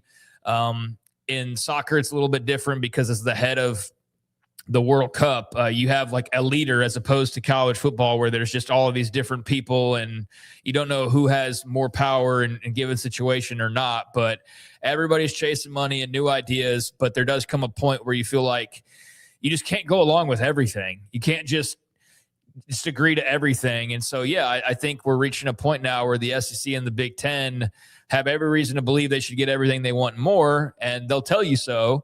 And the ratings will tell you so, and the money will tell you so. But there's also a lot of other people heavily invested that are need to fight for themselves and need to say, no, we're not just going to chase the new World Cup structure and ruin what we have because, you know, you want to make another zero on the end. So, yeah, there's battles brewing. It's slightly different, like I said, but there's similarities in that traditions being upended in a lot of ways to chase the money, and the people with the most power are exerting that power at every turn. And at some point, the less powerful, but those that still have some say are going to have to push back at times and fight for themselves. Either you fight for yourself or they'll get run over. And believe me, that can happen too. And it's not the first time in college football that there's been this kind of a threat of a steamroller. It even happened before some of realignment. By the way, Carolina Julio, Smokey, salute to you and the Dragon Slayer. Craig is pretty damn talented. Keep up the great work. Thank you. Well, Julio, don't know what I did to deserve that other than just being myself. So that's the greatest compliment you could pay. And thank you so much. Glad you're enjoying the show, and great to have you along. And yeah, just much respect. Appreciate you. I said, Craig is brilliant. Thank you very much. And then Jack Huffman, brilliant. Let's talk about the Dragons golf game. There is no golf game to discuss. Yeah, none. No, there's no golf game. So I'm left-handed. So I just got some points deducted for some people. It's weird. Some people like really like side eye you when you say you're left-handed. Cause I don't know like what, like there's just certain like stereotypes or something with like, I guess where some people come from, that lefties are looked at it like really bizarre. And I guess in some ways that's right. Some people find it to be really unique, like for baseball purposes, it's a good thing. But so I'm left-handed, and so it wasn't easy getting a hold of clubs early on when I would have been most interested in really trying it. So it was like, oh, well, I don't have clubs to play with. So I just never really played. And then got to a point where I've just never picked them up and never gotten going. So yeah, no golf game to speak of. Won't write it off entirely, but obviously, even if I started right now, I'd be 75 years old before I probably got anywhere near good at it. So yeah, I don't know about the golf part, but I do appreciate you nonetheless. All right, thanks to a lot of you. Ping pong. I play some ping pong. Yeah, I did too. I was in Japan. As far as games like that kind of thing go, I'm not saying I'm good at them or anything, but I think the one I've enjoyed the most over the years was really enjoyed. Is it shuffleboard if it's on the table, not with like the stick? So yeah, like regular shuffleboard on the table. Yeah, when you do. It. Yeah. I love shuffleboard, but also pool. I love playing pool. And fortunately, you don't have to have left-handed sticks. You can just switch the side. You're right. It over. Yep. So that made it easier for me than having to have like a right-handed stick to play that. But yeah, as far as bar games type go, those are a couple of my favorites. I always thought, by the way, being left-handed, I've always thought athletes that are involved in sports, athletes are so smooth, whether it's golf, whether it's basketball, whether it's baseball, whether it's anything. It just seems like they're so smooth at what they do. Now, and General Ursus is the lefty too, Craig, by the way, nice. Tennessee fan. Hello, fellow Southpaw. All right, let's spin the wheel.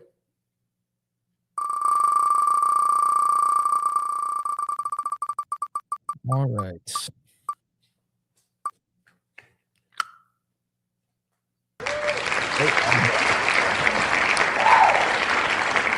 What is the most memorable or chaotic family road trip from your childhood? I don't know. We didn't go necessarily on a ton of road trips. It was normally to Florida or to Hot Springs. It was about the two places How about we went. the Smoky Mountains in Tennessee? I'm not saying it would be the answer, but no, I think that part of the country is beautiful. Colorado going there was pretty cool. I mean, I'm trying to think if there's one that's like more memorable than the others. They all kind of just blend together as far as being good.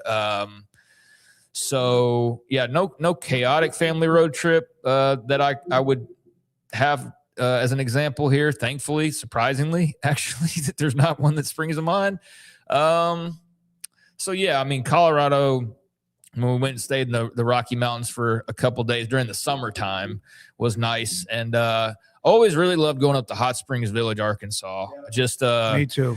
Just really enjoyed that part of the country and being tucked away in the trees. And and then taking a day to go to downtown Hot Springs, travel the half hour, 45 minutes to go there and walk the strip of shops. And just, I don't know, got a lot of family history in Hot Springs. And so I just have fond memories, a lot of nostalgia blast when I think of that. Yeah, I loved Hot Springs Village for a lot of reasons. It was fantastic. We'd have a bunch of family. The golf is special. But sitting around hearing the grandparents tell stories about their life and upbringing was pretty cool too. All right, for me, man, we had 7 of us, and we traveled the country all of the time. When we lived in Virginia, we drove from Arizona to Virginia. We never had anything chaotic. In fact, we also every once in a while had a dog with us. I loved it because I love when you get the first day that you travel and you get to whatever it was, a Howard Johnson or a Holiday Inn or whatever it was as a kid, and it just felt good. You go jump in the pool and you go to dinner. I love those trips. I miss them. As a kid, they were a lot of fun, a lot of fun. We went all over the country during that. Remember one time we went up to Yellowstone and stayed in the cabin, and all of a sudden we had a grizzly bear at the bottom floor looking for food. That was something I remember quite a bit. All right. Thank you, Andrew, for that one. And now the quizzes for Craig, you and me. And long before radio or TV, baseball fans crowded city streets to watch giant mechanical scoreboards updated by telegraph. What was this famous early 1900s analog gamecast called? Oh, damn. Andrew's really reaching down into we're getting a lot of 1900s here recently. I think we cleaned up in like the 60s, 70s, 80s, 90s, and so on. So now we're dipping real deep. I mean, a lot of times these questions, I feel like I've heard some version of them or actually seen them and I know the answer. And here the last couple of days, I feel like we're on a streak of I've literally got no idea of what it is. The first name that jumped out to me was Playograph, but then Scoromatic popped into my head. There used to be a game called Stratomatic that was actually a board game that was well before anything you did with fantasy sports. I have no idea either. I want to say Scoromatic because it just seems like it rolls off your tongue a lot easier. Diamond Scope just doesn't make sense, but and then Television seems like it would be like a trick thing. Scoreboards. I don't know. I like Playograph, but I don't care what we go with here. I really have no idea whatsoever. Let's see if I have a coin. I don't have a coin. We're going to flip it.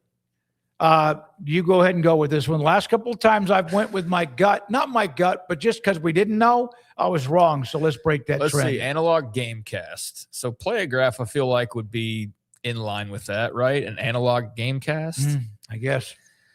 Yeah. And it's got a baseball next to it. The only one that has a sports signal. Well, at this point, you can't point that out because then he'll stop doing that or he'll use it to trick us. Yeah. So, I mean, yeah, he's maybe tipped his hand there. Diamond Scope doesn't make any sense. The Television sounds made up, and Scoromatic is like Vegematic. I don't just say Playograph. Say it. Well, I have been. Playograph is what we're going with here. Bam, there you go. Before radio took over, thousands of fans gathered outside newspaper offices to watch giant Playograph boards. Operators received telegraph codes straight from the ballpark to physically move base runners, light up balls and strikes, and track ball trajectories in real time, most famously during the dramatic 8-game 1912 World Series between the Red Sox and Giants. And there you get some looks at it. And we have come a long way from the Playograph. Now we can just watch HD on I could just watch HD MLB right here, just like this. Phone. Yeah. Yep. Stratomatic was one, though. It was a game that back when I was a kid that had stats and stuff like that. It was kind of fun to play. All right, 1-0. Let's go 2-0. And the second trivia question is, which college football team, this is personal here, did Chargers legend Billy Ray Smith Jr. star for as a two-time unanimous All-American from Plano High School, by the way, before going number 5 overall in the 83 NFL draft? We do know the answer here. Yeah, I mean, rest in peace to Billy Ray Smith Jr. I believe it's Arkansas, and I know that because my mom went to school with him and knew him and was friends with him when they were younger. And I know that whether it was reunions or whatnot, kind of reconnected occasionally and was always still very, very much friends. And she had very nice things to say about him. His father was a great player, played in the NFL. She and I talked about him earlier today. He was at Plano High School, Arkansas, and he just eventually wore down with some of the things that playing football, and he just started losing how sharp he was. He was a hell of a TV anchor, too, and sports anchor. Yeah, I mean, they are saying CTE was involved with his passing, perhaps, but I saw that mentioned as being CTE caused dementia is what he had, they said on one of the reports. So 2-0. Yeah, but yeah, my mom knew him from being at Plano High, so I'm sure she's a little bit sad today. But yeah, she had nothing but good things to say. He was great. Whenever we met him, I saw him at some events, and he was always classy as he could be. 2-0 in the trivia today, and that's just one that Andrew didn't know this, but that's right down our pipeline. In Arkansas, before spending his 10-year NFL career wearing number 54 in San Diego, he starred at Arkansas. School record, 63 career tackles for loss, earning College Football Hall of Fame honors in 2000.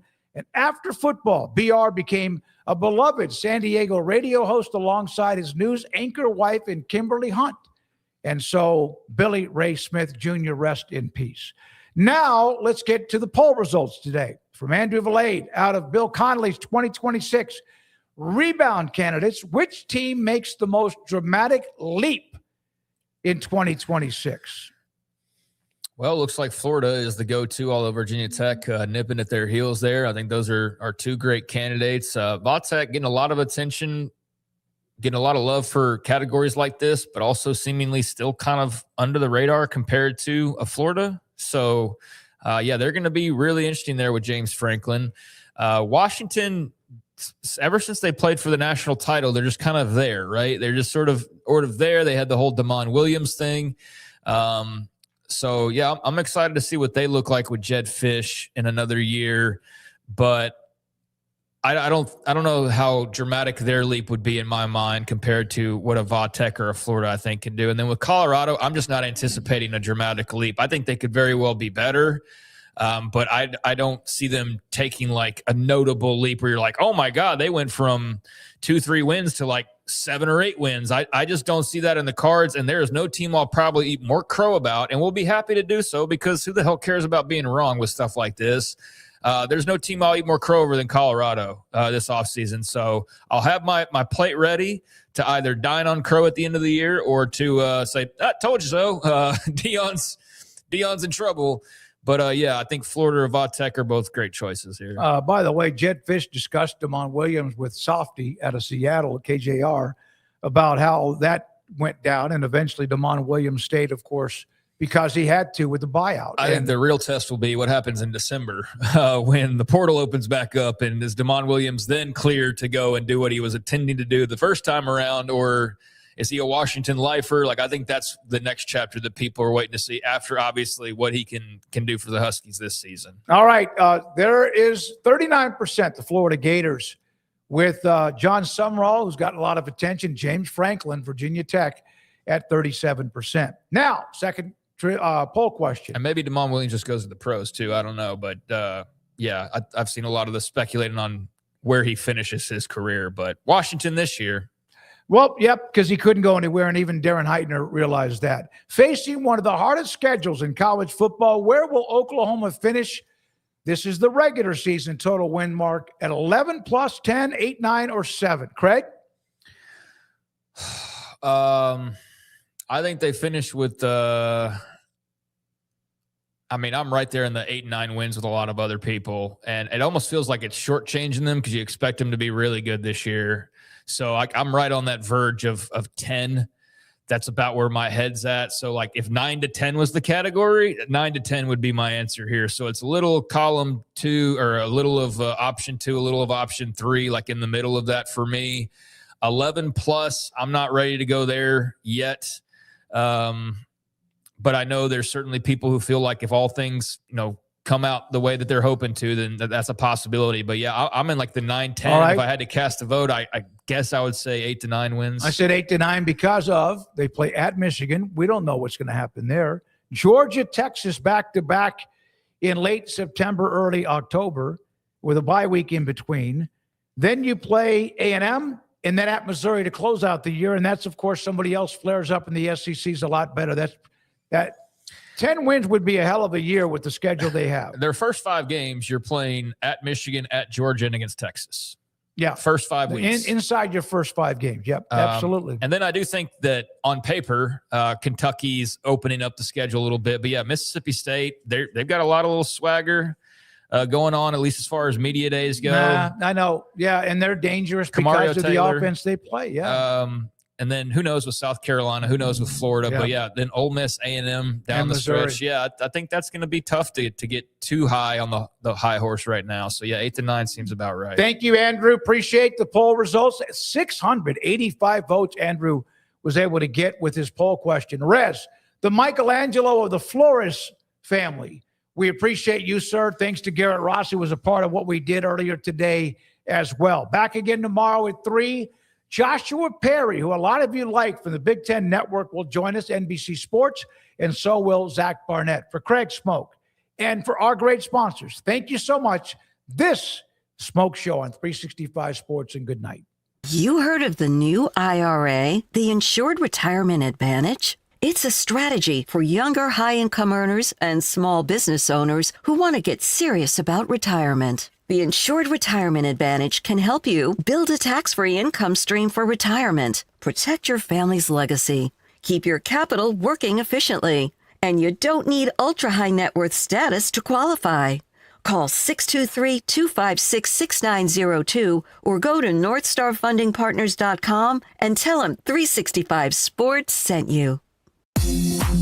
It's time to compete against yourself, finding too many excuses not to work out combined with bad eating habits, and Waco Regional Tennis and Fitness can help reach inside your competitive soul. Discipline, getting results you've only dreamed about, personal training, group exercise classes, and even a tanning bed, world-class tennis facility, and pickleball courts and lessons available. Waco Regional Tennis and Fitness, spacious, clean workout rooms, free weights, state-of-the-art technology, weight training equipment, and no intimidation. It's time for you to react today, not tomorrow, at Waco Regional Tennis and Fitness on Lakeshore Drive in Waco.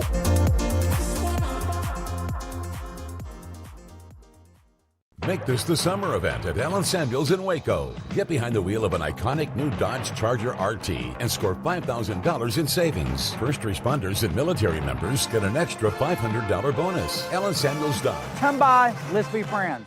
Hi, I'm Dana Hassel, President and CEO of American Bank. Waco is a great place for business, and for more than 70 years, American Bank has been the bank for business. We continue to invest in our growing community with state-of-the-art branches conveniently located to serve you within minutes. Our experienced bankers, lenders, and decision makers work directly with business owners like you every day, providing tailored solutions, timely answers, and local insights, face-to-face. Schedule a meeting with one of our bankers today and find out what makes American Bank the bank for your business. Member FDIC. At Home Place Interiors, we elevate your space with elegance and class. We are the exclusive Sonoma tile dealer in Central Texas, bringing you the best in high-end floor coverings that transform your home with beauty and elegant design. Our white glove service and expert consultations ensure your vision becomes a reality as we take you step by step through the process. Call today to schedule your personal design consultation. Visit HomeplaceInteriorsTX.com. Home Place Interiors, crafting elegance, one room at a time.